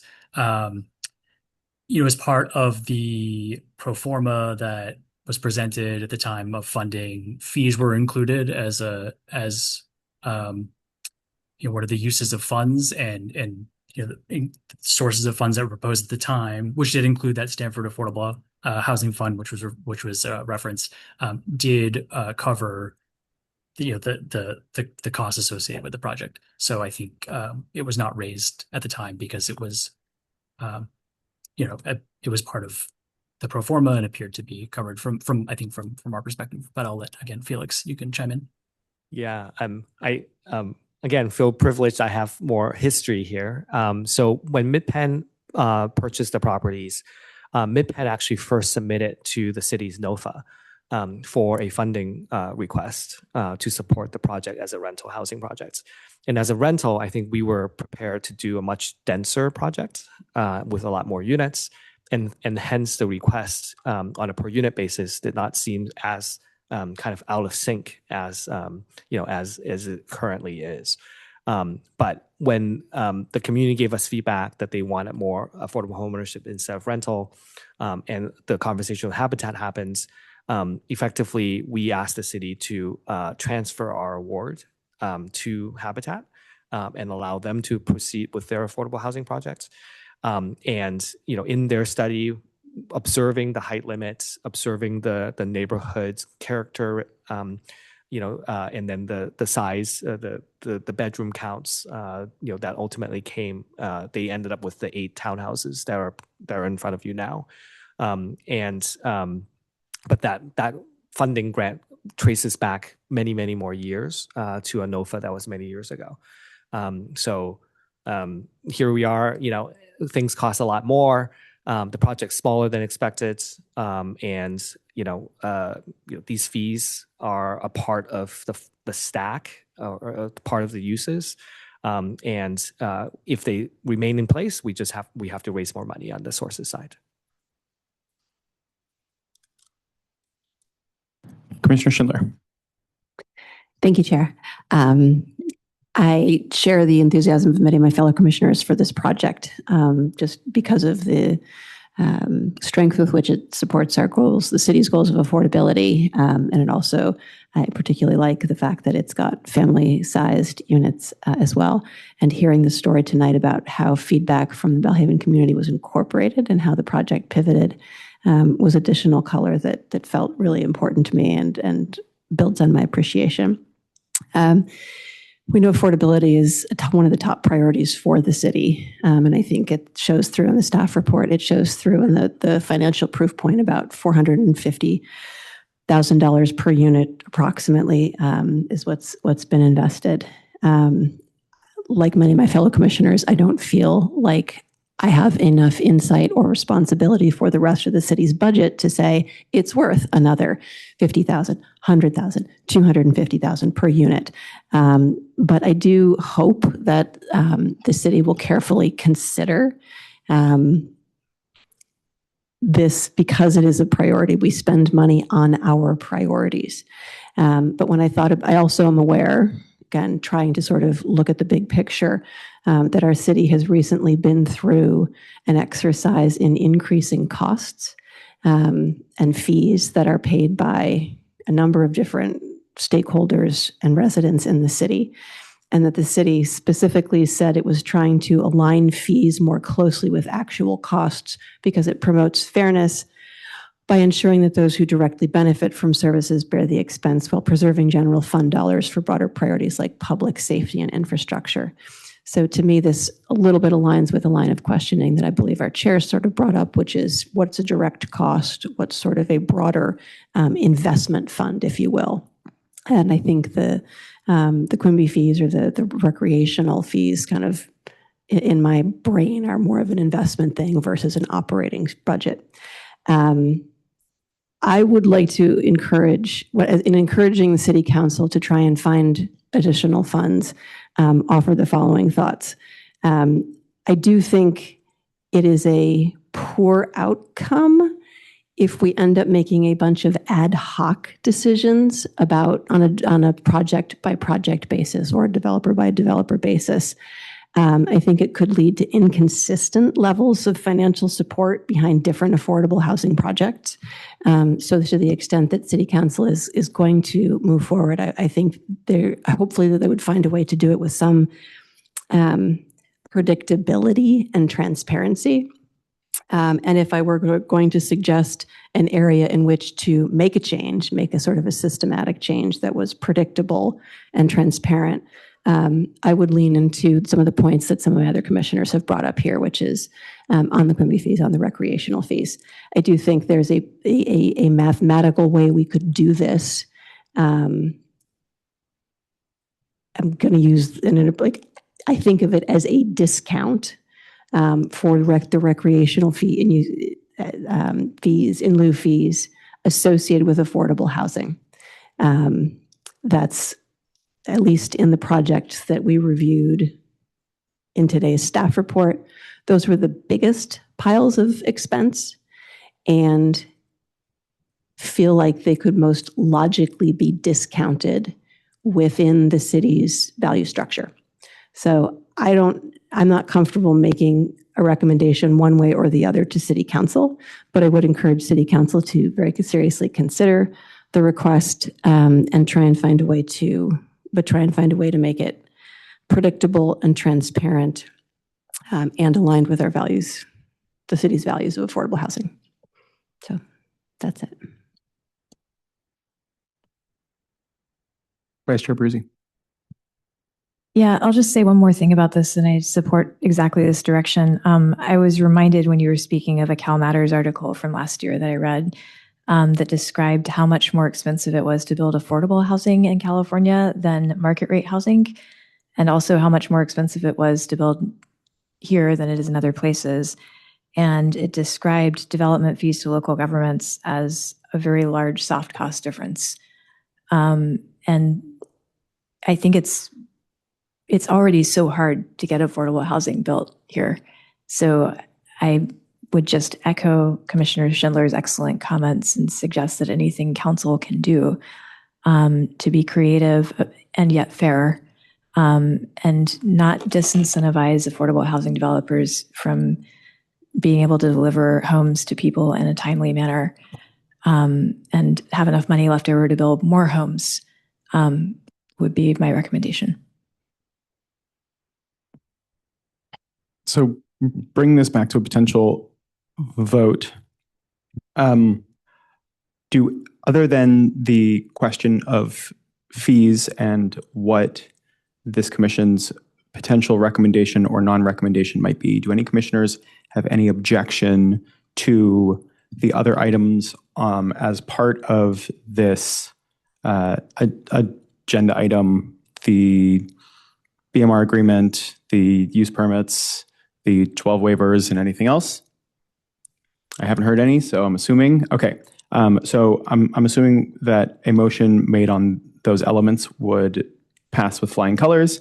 And then to the fees, there's been some expression of an unwillingness to make any recommendation to City Council, which we're certainly not obligated to do. Does any commissioner wish that we do make a formal recommendation to City Council with some of the elements of, hey, consider this, or please don't charge these fees? The alternative option being that as part of the staff report, we could say the commission deliberated on a recommendation and abstained to do so and left it in the hands of the City Council to do what they wish. I will say that with a caveat that I imagine the staff recommendation would probably stay the same. So staff's recommendation would be not to waive the fees, and this commission's recommendation would just be null in that regard. Commissioner Headley. So I'm thinking if I was on City Council, I would welcome some thoughts from the Planning Commission about how to proceed. So I would like to see us do something, take some kind of action that can go along with the staff recommendation. And if I may add to that, you should make a recommendation one way or the other. I hate to be like a stickler about the government code, but it does say that the Planning Commission, there are certain things that are within the Planning Commission's recommendation purview. And so you do have to make a decision. So I think abstaining maybe makes it a little less clean than I would want it to be going to, so you could say we recommend, and I think there's the tentative map, there's a sort of other portions. And so obviously that, if that's how you're, moving, you would recommend to approve all of that with a recommendation to try to, however you land, but I would advise some kind of recommendation maybe. And that recommendation is allowed to stay neutral on the topic, or should we deliberate amongst ourselves to have a motion that passes with a affirmative recommendation either to waive or not to waive said fees? I think maybe we should toss out some options of how that would be like phrased, and then I could decide, or we could, discuss. Fair. Could I ask a process question? Yeah, I also might have a process question, but Commissioner Farrett, go ahead. Is it an option to propose like a middle ground, like we recommend waiving 50% of the remaining fees or something like that? Okay. Yes. Thank you. I'm confused I'll just put a general comment. I'm confused as to why we wouldn't be able to exercise our rights to not have an opinion on something as opposed to being mandated to, but I am not an attorney, and so we'll leave it at that. I can look into it more. It's never, we tend to advise that you have to make some kind of recommendation, whether it's yes or no, or, modified or something. But if you don't, I just haven't, I can look into it. I haven't encountered sort of total abstention. So I know that's also a lawyer answer to say I can look into it. That's fair. It's also a lawyer answer to say that just because we haven't encountered it doesn't necessarily mean that it's point blank, but right. I am sure that we can find some middle ground among the six of us here. Commissioner Abruzzi. I really like what Commissioner Schindler said about precedent and consistency and fairness. And so I'm hoping that whatever recommendation that we make could be along encouraging council to not be considering this as a one-off, but to consider it as a potential precedent-setting decision. I'm looking at the city attorney who's looking quizzical. You can add that to your recommendation. I mean, we still have to evaluate case by case, and it's, for different projects. But if you want to add that to your recommendation, So I'll kick it off and just say I liked the idea of separating out the Quimby fees from the fees that basically cover the costs of our staffing. And I wonder if there's appetite on the dais to potentially recommend either a steep discount on Quimby fees or waiving Quimby fees. Particularly, if I had to come up with a case. Yeah, no, I'll stop there. I will say I came into this with a priori preference of extracting those out and recommending a waiver of the in lieu fees and a charging of what I'm calling the direct fees, but essentially the fees that are incurred as a function of the actual development of the project, as opposed to the general long-term infrastructure costs of having more residents in the neighborhood. And if I were to make a recommendation from us to City Council, it would be to do that. It would be to charge all of the fees that we have to charge as a function of running the city government, and charge none of the fees as a function of requiring that we're able to recreate in our community. Could someone just, as a matter of process point, are you looking at page 13, the fee list, just so I'm looking at the right numbers? Yes, this is table 5, the SDBL concession request. And then it is item number 5 that it says development, impact, and permitting fees per the city's master fee schedule. And then there are a number of different line items within that total to a sum. Among those line items include building construction, street impact fee, improvement plan reviews, major encroachments, water efficient landscape plan check, stormage drain connection, and one of those is a recreation in lieu fee. My recommendation would be to not charge any recreation in lieu fee. And going back to kind of principle and consistency, specifically the way that I'm seeing this and the way hopefully we could recommend it to City Council is as a function of, because of this development, our staff needs to do various things and needs to incur certain costs to make sure that it happens safely and properly. And the recreation lieu fee is not one of those whatsoever. It's certainly a cost that we bear over a long period of time, but not related to this project itself. Commissioner Schindler. Thank you. I think this commission has been very good about, we use the phrase sometimes, not designing from the dais when we give feedback on projects. Presuming that we are neither architects nor engineers nor the homeowners or whatever. So I'm going to try and apply that principle in this case as well too, because we are not the city. I'm not an accountant. I don't think any of us are, but I'm not sure. We're not accountants. We're not the city's financial analysts. We're not sort of aware of the cash flow concerns. So if I were going to phrase what I hope City Council does, and I can't quite put this into a resolution yet, it's that I would hope City Council comes up with an additional funding for this project in a way that is consistent, predictable, and transparent. Because as has been pointed out, this is the first time, okay, maybe it's the second time from the other agenda item, but we haven't been getting these requests previously. And I think whatever we do is likely to set a precedent, or what City Council does is likely to set a precedent. So I would say, City Council, try and find additional funds. It could be in one of these categories listed as fees. It might also be in our BMR fund, right? So the original source of financial support for this project may or may not have the opportunity to be where the money comes from for the next tranche of support. So I think, okay, so with that said, right, please find more money, figure out how to do it in a way that is transparent and predictable and fair and forward-looking, and make sense with the rest of the city's priorities. But I guess if I were going to put that in the form of a resolution, I would say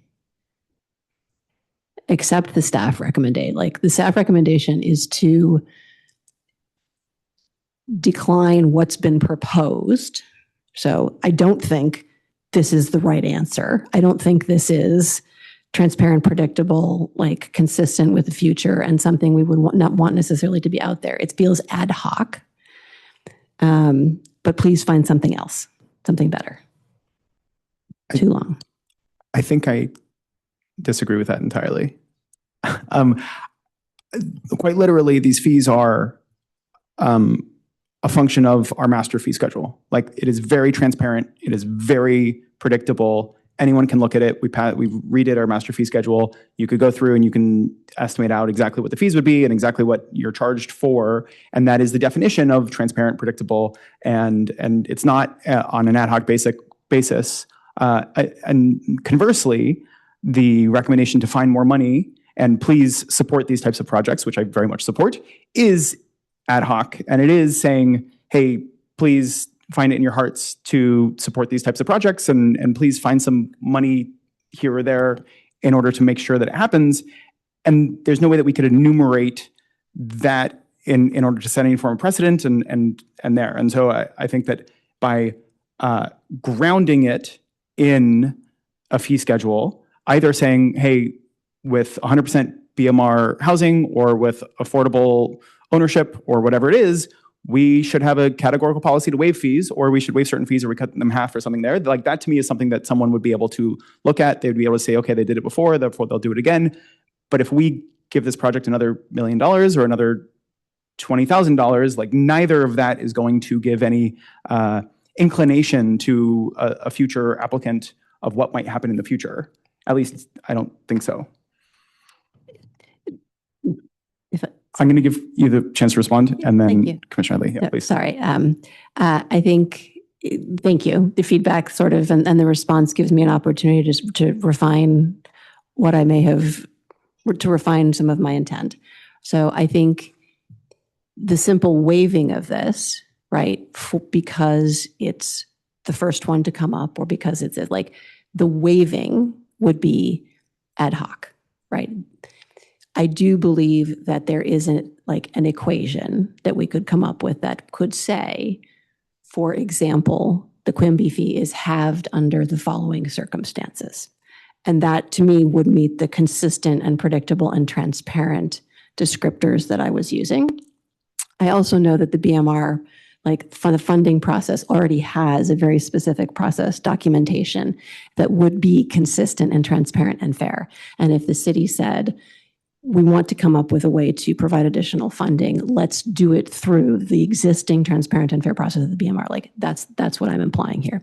So creating process to creating a process that would find more money, essentially. I'm not certainly saying let's pick a number and deliver it.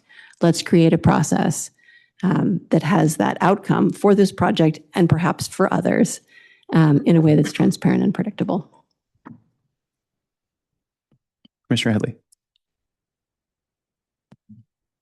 So I'm in support of the city collecting fees for the direct costs that will be incurred through this project. I was thinking about how we price. We have the hyperlocal pricing, which is a 35% discount for folks in Bellhaven to participate in like city classes, and a 35% premium if people who are not residents in Menlo Park want to participate. So I'm thinking something like this, like for the recreation and lieu fees, so anything that's not a direct cost. But if we say there's a 35, maybe we recommend like the hyperlocal discount, a 35% reduction in that. And then they would have something at least to work from on the dais, and they wouldn't have to spend all the time that we are spending thinking about it. They would have something at least to respond to.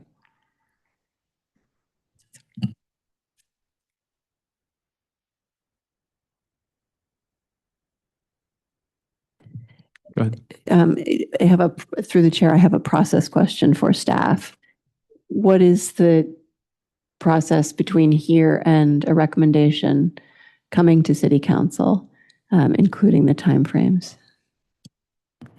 Thank you, Commissioner Schindler. So following this evening, if the Planning Commission acts on both resolutions, staff will be scheduling the meeting with the City Council for hearing for the major subdivision. And at that same time, we'll bring forward the recommendation from staff as well as the Planning Commission on the fees concession request.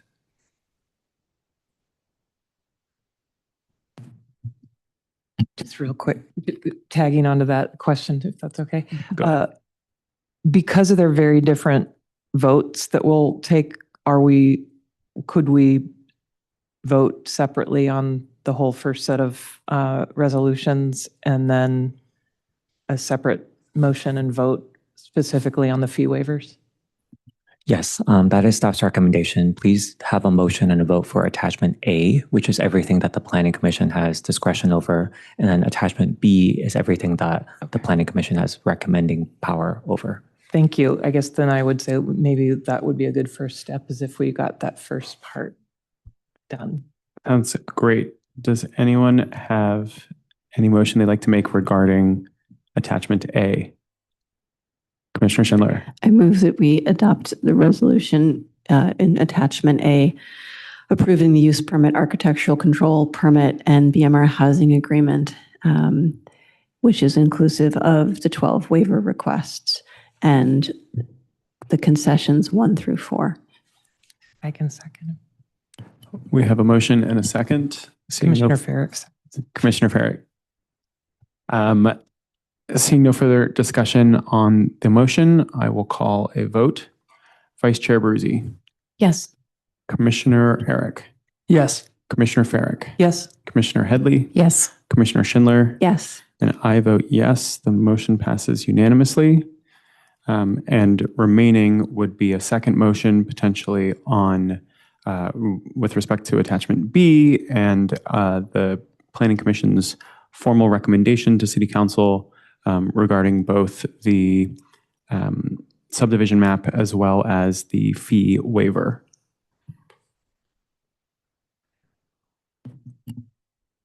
Is anyone else in line? No, go ahead. Commissioner Farrick has a comment. Great. I guess my thought process as I listened to the kind of some options and thoughts around the fees, there's not been a project like this that's all affordable for sale. And so it's kind of unique in that regard. And I guess in my view, I'm thinking I would rather lean toward subsidizing it more than other types of development, including rental affordable, because of its unique nature. And so I feel like there needs to be more incentives for projects like this, or, for, the ability to buy and build equity and have it be affordable. And so I guess, where my mind is leaning is toward more waivers than not waiver. And so I guess, I kind of like Chair Silverstein's consideration of the in lieu fee, since that's a pretty substantial chunk of the fees, but it's certainly not all of them. And it's, so I guess I'm sort of, voicing that I think that's a good way to do it, where it is still clear, fair, transparent, makes sense, and it's a bigger waiver than I would likely support in a different kind of project, because it's a for sale. So that's like, in terms of setting precedents, unless it's a for sale situation, it's not the same. I have a question to the City Attorney's Office. There is a very explicit statement that any variance, by definition, does not create any precedent among the city. Mm-hmm. Is that explicit nature of precedent setting the same for these types of recommendations? Or if we do make a recommendation and then City Council ends up adopting it, would someone be able to point to that and say, hey, you did it for these guys, you have to do it for us? And if we didn't, in a future example, would that be cause for consternation or raise some issues of fairness? Not to my knowledge. I mean, it's all case by case, so it just depends on how you frame this, but I can look into it too. I am looking into the process question right now, by the way, with Thank the no you. recommendation. Sounds like we're having a great discussion here. If I may, through the chair, I wanted to note another thing that wasn't explicitly mentioned in the staff report, but in terms of we're discussing waivers of fees, this project being 100% affordable, it has already, because of the nature of its project, also received a $40,000 discount for the transportation impact fee, which is essentially $5,100 per unit. So that is something already not collected, and that's explicitly already council mandated as something that is intentional for 100% affordable projects just like this one.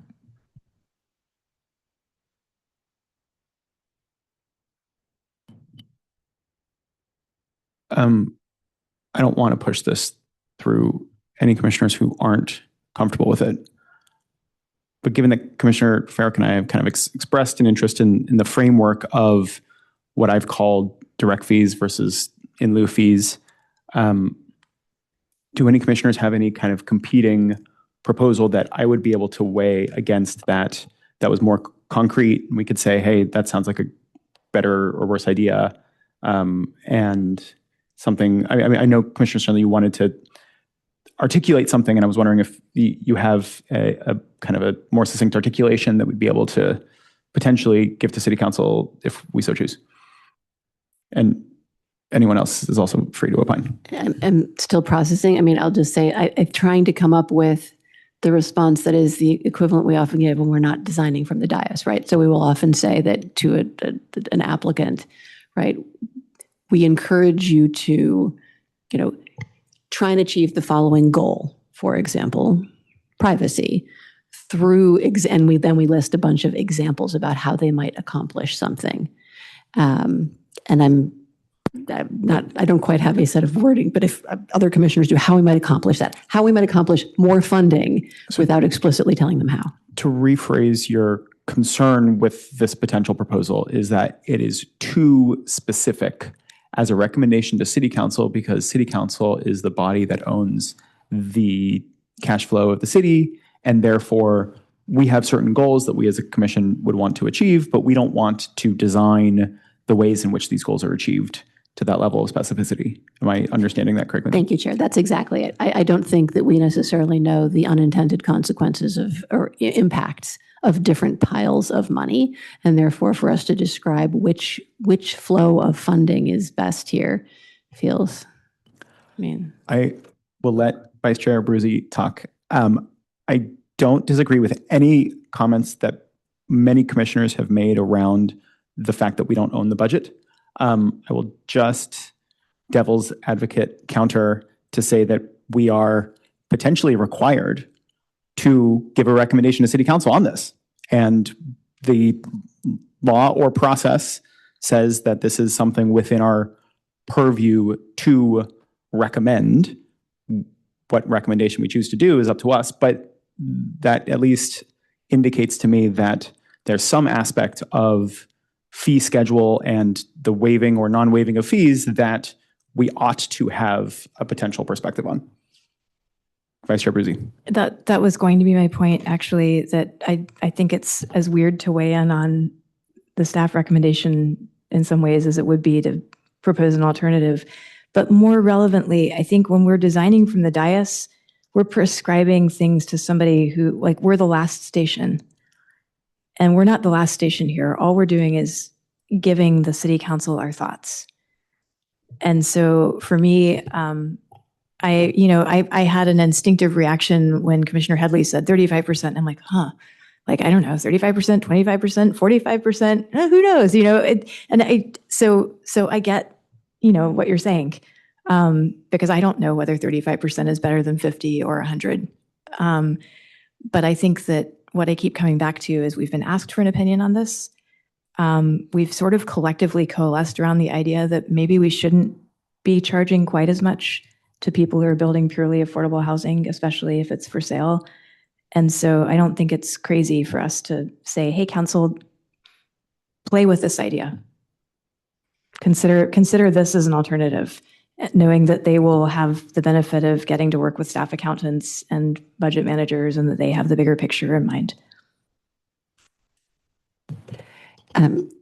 Thank you. I like the direction in which this is going, which though requires me to go back and ask a clarifying question of staff. So I had asked about the process and what comes next.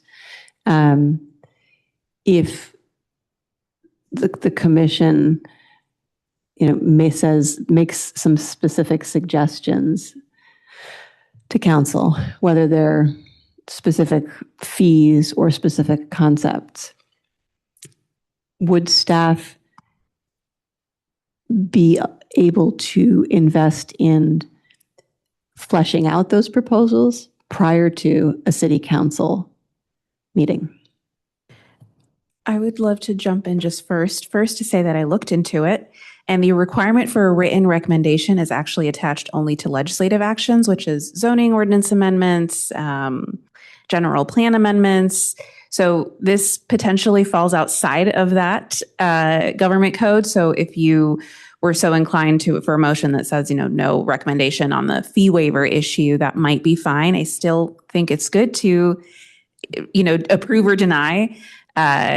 But I just wanted to answer that. And then to your question, Commissioner Schindler, as I understand, you were asking about if we develop sort of if you brainstorm some larger frameworks for how these fee waivers could work in the future, what would that look like to invest staff time?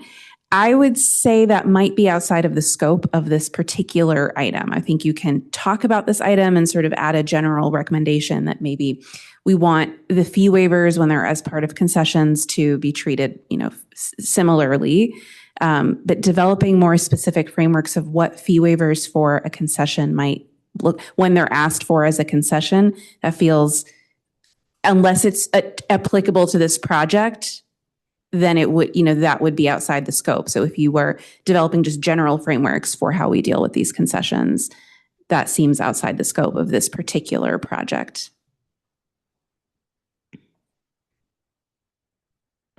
I believe I'm understanding, and I think the intention of my question was very much specific to this project.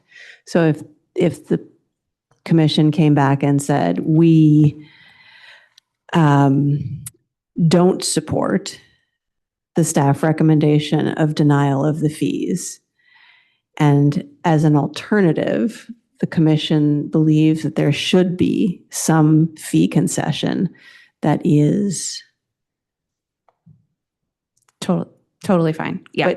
And so if we said no more recreation in lieu fee, no more Quimby fees, would staff do anything with that recommendation other than documenting it before City Council meets? So if the Planning Commission provided that recommendation this evening, I believe staff's next steps would be to modify the resolutions to reflect your intent. And then I don't believe that staff would change our recommendation prior to going to the City Council, but we would, in the staff report, definitely present the staff's recommendation as well as the Planning Commission's recommendation, also linked to today's meeting materials, meeting video, and so forth, and summary meeting minutes. As a follow-up question, is it safe to assume, or if that exact scenario occurred, is it your understanding that staff would be prepared to answer an example question from a City Council member that says, what would the impact of following the Planning Commission's recommendation be? If it's a question of how much, or what happens to our budget, or what do we lose otherwise, is that level of preparedness something that the City Council would be able to expect when I imagine that level of preparedness would very much be the case for staff's recommendation, because clearly in all of these various agendas packets, you have done a ton of research to put it together. And what I want to know is whether or not either a cursory or a thorough level of understanding would occur if City Council wanted to follow the Planning Commission's recommendation if it differed from staff's. Thank you, Chair Silverstein. I'm not sure if we would be able to provide an in-depth fiscal analysis, like what is the effect of not collecting $372,000 for this. That's something I would have to defer to our finance department to see if that's something that they would have studied. I'm just not aware at this moment. Fair. One of the concerns I have in general is if City Council were weighing two different options, and one option was very thoroughly researched and everyone knows exactly what's going to happen. And I'm not even necessarily talking about a specific number. And then the other option was, well, Planning Commission said it, but we're going to throw our hands up and we have no idea what's going to happen if these things occurred. From a City Council member's perspective, I would be more reticent to go in one direction versus another, because I might feel unprepared of what the ramifications of my vote might be. And so I'm not asking staff to do a thorough analysis. We haven't even made a motion here. But that's at least I don't know if that was Commissioner Schindler's intent of her original question. That is what my concern might be if we ever gave a recommendation that differed from staff's, is if City Council might not see those as equal recommendations from a level of their understanding of the problem or of the solution. And I don't think I had a specific question, but I wanted to express a concern if we did have a differing recommendation, is that it'd be harder for a City Council member to adopt a recommendation that isn't researched versus one that is, even if they were leaning in that direction or were so inclined. Vice Chair Abruzzi. Yeah, actually, I have a question for the city attorney. It looks like Governor Newsom just signed a bill today that might prohibit or strongly encourage cities to waive impact fees in exchange for, it seems like there's a carrot stick approach, like we might not have access to things. Can you opine on this? This is like very... I cannot. I'm actually aware of what you're talking about, but I have not looked into the details of it at all. This may shape city policy more than whatever we're coming up with right now. It looks like it might apply to these in lieu fees that we're discussing. I'll just throw that out there. Maybe we shouldn't belabor this point too much more. And through the chair, I also want to add, I mean, we certainly take this discussion seriously, and we don't know at this point. We can't say for sure what our recommendation would be to City Council. So, I mean, we take everything into consideration we're hearing tonight. Fair. And there is a possibility for staff to change their recommendation in between this meeting and presenting anything before City Council? Yeah, that could certainly happen based on the discussion. Thank you. Commissioner Schindler, I hijacked your question. Did that answer what you were curious about? Yes. I mean, the direction in which you were asking the questions. Because what I'm trying to wrap my own head around is whether or not I would like to make a recommendation to City Council that is based on management principles and reflecting the city's values. And then in my perfect world of resourcing, they would be able to allocate some number of resources to finding a solution that is different than the standard fee schedule, that is transparent and consistent and reflects the values and results in an outcome of reduced fees, but probably not zero.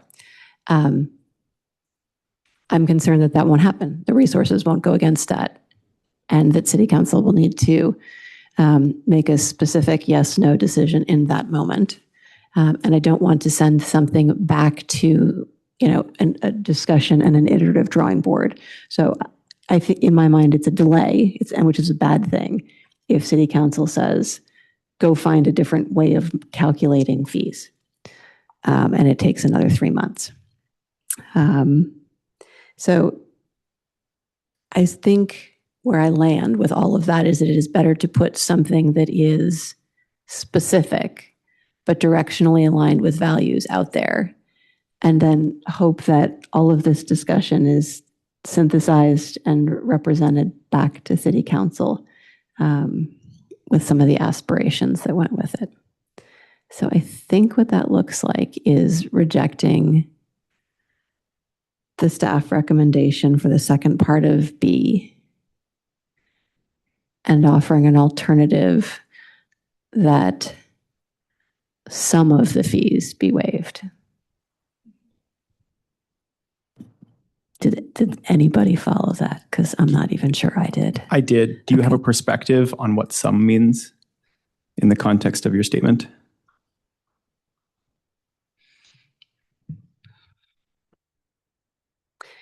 Because the point is to be specific and give them something to react to, I'm going to say completely waive it.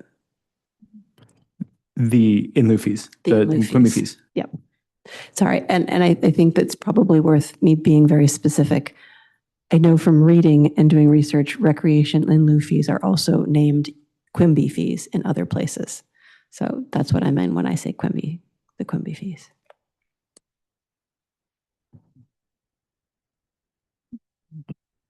Vice Chair Abruzzi, go ahead. Yeah. Yes, I would support that. I think that makes sense to me. I can elaborate on that, but I've been doing some Googling about which cities in California do this, and I think it's not, we wouldn't be alone in this front.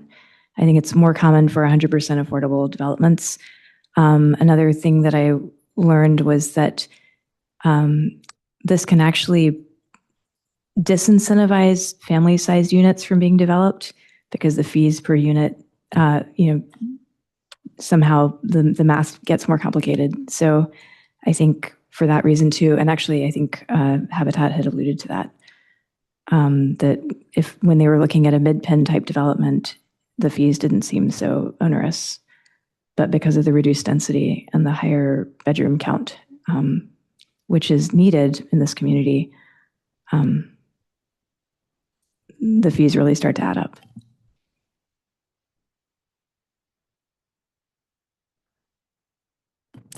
Okay, I believe that we have potentially coalesced around a formal recommendation.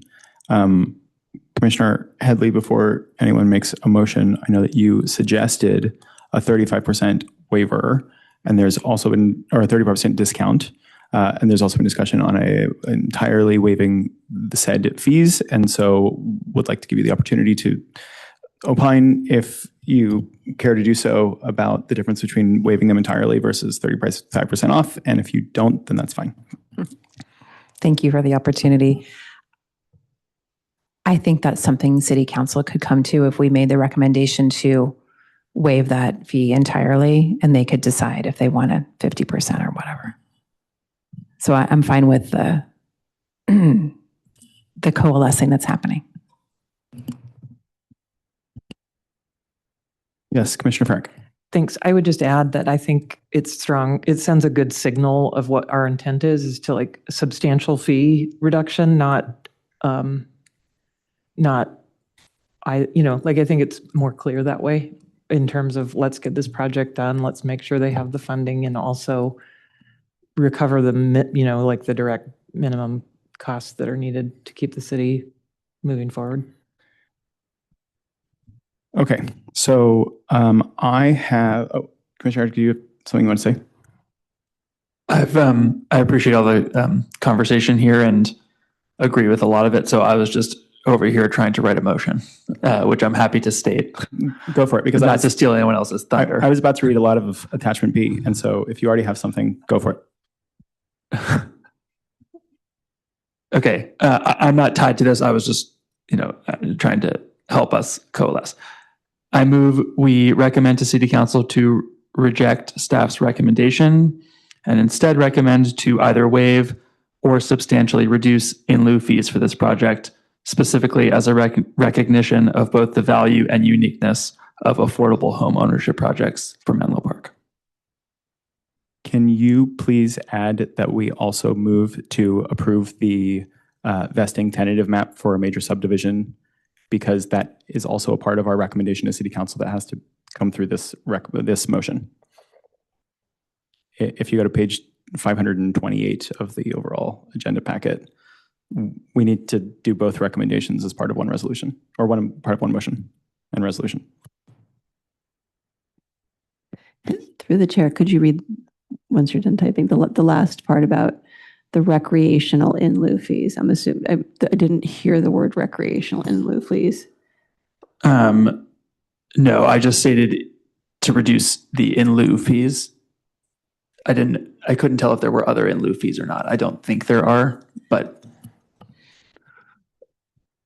I didn't see any others in this one. I don't know if there are other in lieu fees that we charge. Yeah, I think just because there are other in lieu fees, but Was transportation impact analysis in lieu, or was that a direct cost? I think that was a fee. No, I don't think that was in lieu. They had to do the transportation analysis. It's not in here. It's not in the table. Can we just, I intended as recreational in lieu fees, just to be clear. And if I can chime in too, I thought it wasn't a reduction, it was a waive. I wrote to either waive or substantially reduce, but Sorry, does anyone have strong feelings about language of or to substantially reduce? Great, go for it.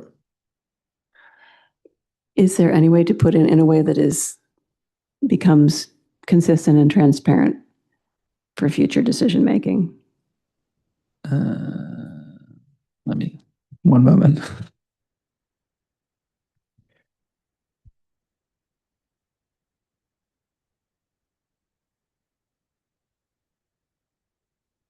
Commissioner Schindler, was the intent of your question to give more clarity as to why we would differentiate an in lieu fee versus the other impact fees?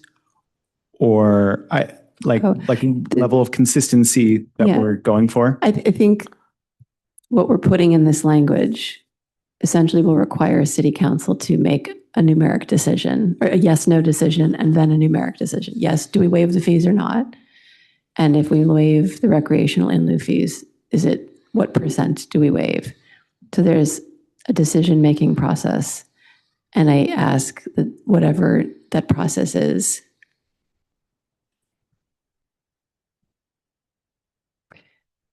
for whatever process they go through, we consider the equitability against future projects where this question will come up, that it be predictable and transparent in a way that future developers and future projects can understand and anticipate.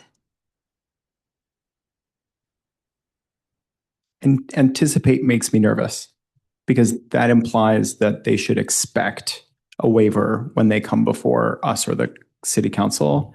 And I would hope that we would do what we can to support these types of projects. I would be reticent to use the language anticipate when it comes to the waiver of anything, particularly because city councils change and that makes me nervous. I absolutely agree. And that's why I think there needs to be a clear think through of what the number ends up being and how it's reached and how it gets communicated. I was going to suggest maybe it could just include the phrase, consider the policy implications. I think that works for me.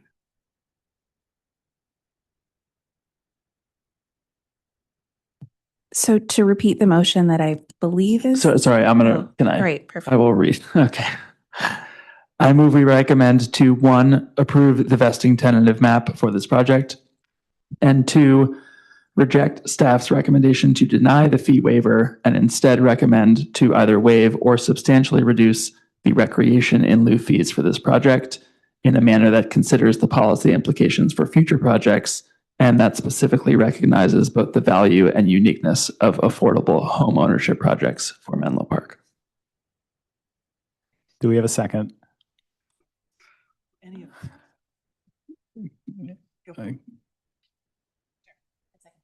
Second. Okay, we have a motion and a second, and seeing no further commission discussion, I will call a vote. Vice Chair Baruzzi. Yes. Commissioner Eric. Yes. Commissioner Farrig. Yes. Commissioner Headley. Yes. Commissioner Schindler. Yes. And I vote yes. Motion passes unanimously. Thank you, everyone. Okay. Congratulations, and we look forward to the project.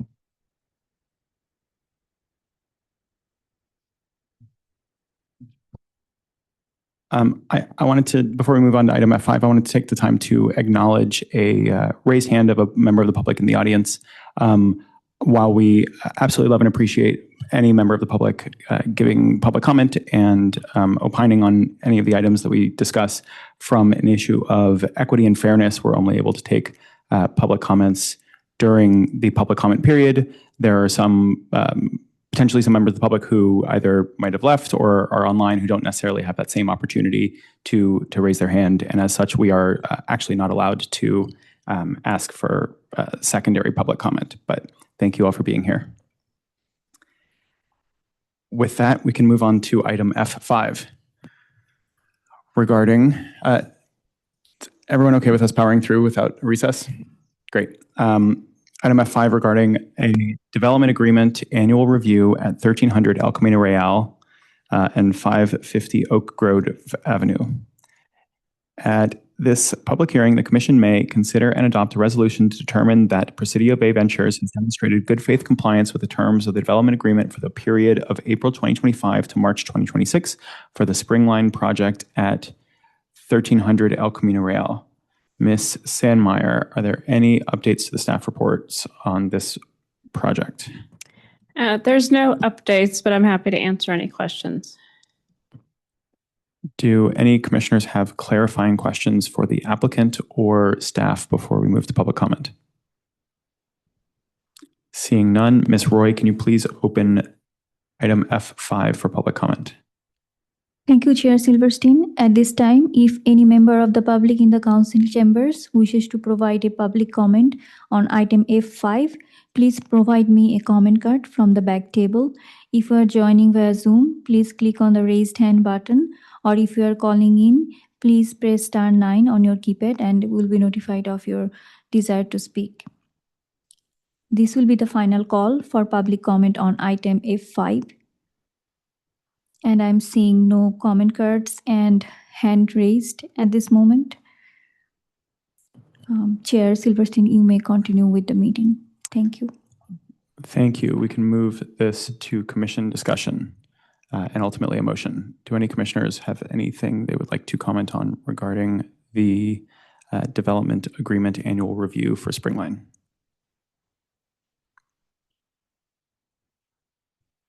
Seeing no comments, Commissioner Schindler. Thank you. I just appreciate this is a recurring event that we get an opportunity to look at the status of what I at least continue to consider to be a successful project. I appreciate that in addition to the requirements, the development agreement, we often get a chance through this letter to just learn about the status of the BMR unit and their renting, how the wait list is being managed, and to get a brief update from your perspective on the restaurant and retail space. I appreciate getting that component from the letter, while it is not necessarily an official part of the annual check-in. So thank you. I'm glad to just keep our finger at least a little bit on the pulse of a successful project.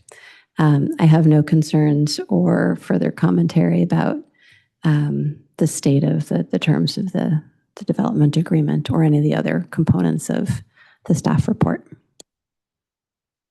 Vice Chair Bruzzi. Through the chair, I just have a question for Presidio Bay. I'm curious about a couple of things. One, this has been such a great addition to our community. And I know for you, it's been a learning process. You've had things that worked out well and businesses that have come and gone. Is there anything that you would like the Planning Commission to know? What works, what's worked well, what you might choose to do differently in 2026 or 27 that we could be applying as we're reviewing other projects or use cases downtown, for example? Thank you for that question, Commissioner Bear-Ruzzi. It's a great question, and candidly, I think one that few developers and cities get to engage in the conversation with productively, just given the nature of development. And so, similar to Commissioner Schindler's comment, we appreciate these check-ins as well, and to have this conversation. We have found a number of sort of lessons, I would say, over the last few years. And really it ties to the basic premise of the designation of uses and the more rigid definition of uses in the planning code that don't necessarily always evolve as the market evolves and as our behaviors and uses of space evolve. And so thinking ahead and thinking about, for example, our project that we're pursuing at the moment at the former USGS site at 345 Middlefield, one of the conversations we've been having is around sort of a more expansive or flexible zoning, use definition, that allows for flexible uses or multiple uses. And this stems from sort of what we've been doing at Springline. So I'm not sure if the commissioners have visited Coswells that opened not too long ago. But as an example, that Coswell space that was in the former canteen space is the only designation that's technically retail, but clearly through the demand that we've seen for the restaurant and that the restaurateurs wanted, we sort of devised this more hybrid use for what's otherwise our residential lobby. And so in the afternoons and evenings, it actually serves this dual purpose of being residential, sort of communal space, and an F&B space. And in the evenings, it's more clearly F&B. In the mornings, it's more clearly sort of residential lobbies. So just as an example, something that we're seeing more and more of is this sort of multiple uses within the same space. And as we get to do more dense sort of urban development and want to be more efficient with use of space, sort of having more flexibility in some of our use definitions would be helpful. And obviously recognize that it will require a broader sort of revisiting of what that means for downtown. But I certainly know it's something that we've been discussing with staff and something we can do a lot more easily or introduce a lot more easily in a development agreement type project. But hopefully something that can maybe be a takeaway for more of downtown as well, just so that we aren't stuck in one definition that then the sort of market dynamics and demand shifts or moves past it, and then we're stuck with vacancies and so on. So. Can I ask a quick follow-up? Talk about the parking. So I feel like if you were developing this today, first of all, you probably wouldn't be required to include nearly as much parking given state law evolution. Is it consistently full? Is it not? Are there ways that the city could be partnering with you to help you with that cause? A couple of things. So actually, ironically, the way the parking was sort of negotiated and that the city facilitated with Springline, itself as a standalone project, was to actually have the parking not be assigned to particular uses. So it was sort of anticipated at a peak sort of utilization, and that's how the number of spots came about. We actually, I don't think anyone who's on this commission was there at the time, but 5 years ago or so, we had to come back and reduce a reduction of about 10% in the parking to accommodate for back of house uses. Obviously, the city and the planning code and state laws come a long way since then. You're spot on. We would not be building this many parking spaces today if we were to rebuild this project. The question as to what that utilization looks like, we've only just, as of a month ago or so, reached 100%, occupancy and operation of our F&B spaces. So we're still evaluating what that looks like going forward. And sort of the need for that plus or minus 30 or so thousand feet of F&B and what its needs are going forward. But certainly as it stands, we have an abundance of parking and not something that we would replicate if this project was to be rebuilt today.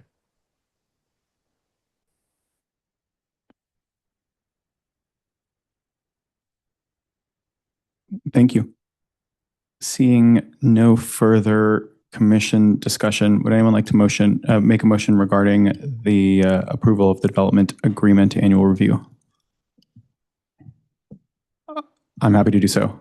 I would love to move to approve to adopt a resolution to determine that Presidio Bay Ventures has demonstrated good faith compliance with the terms of their development agreement. Second, I don't know, Commissioner Schindler. We have a second from Commissioner Farrick.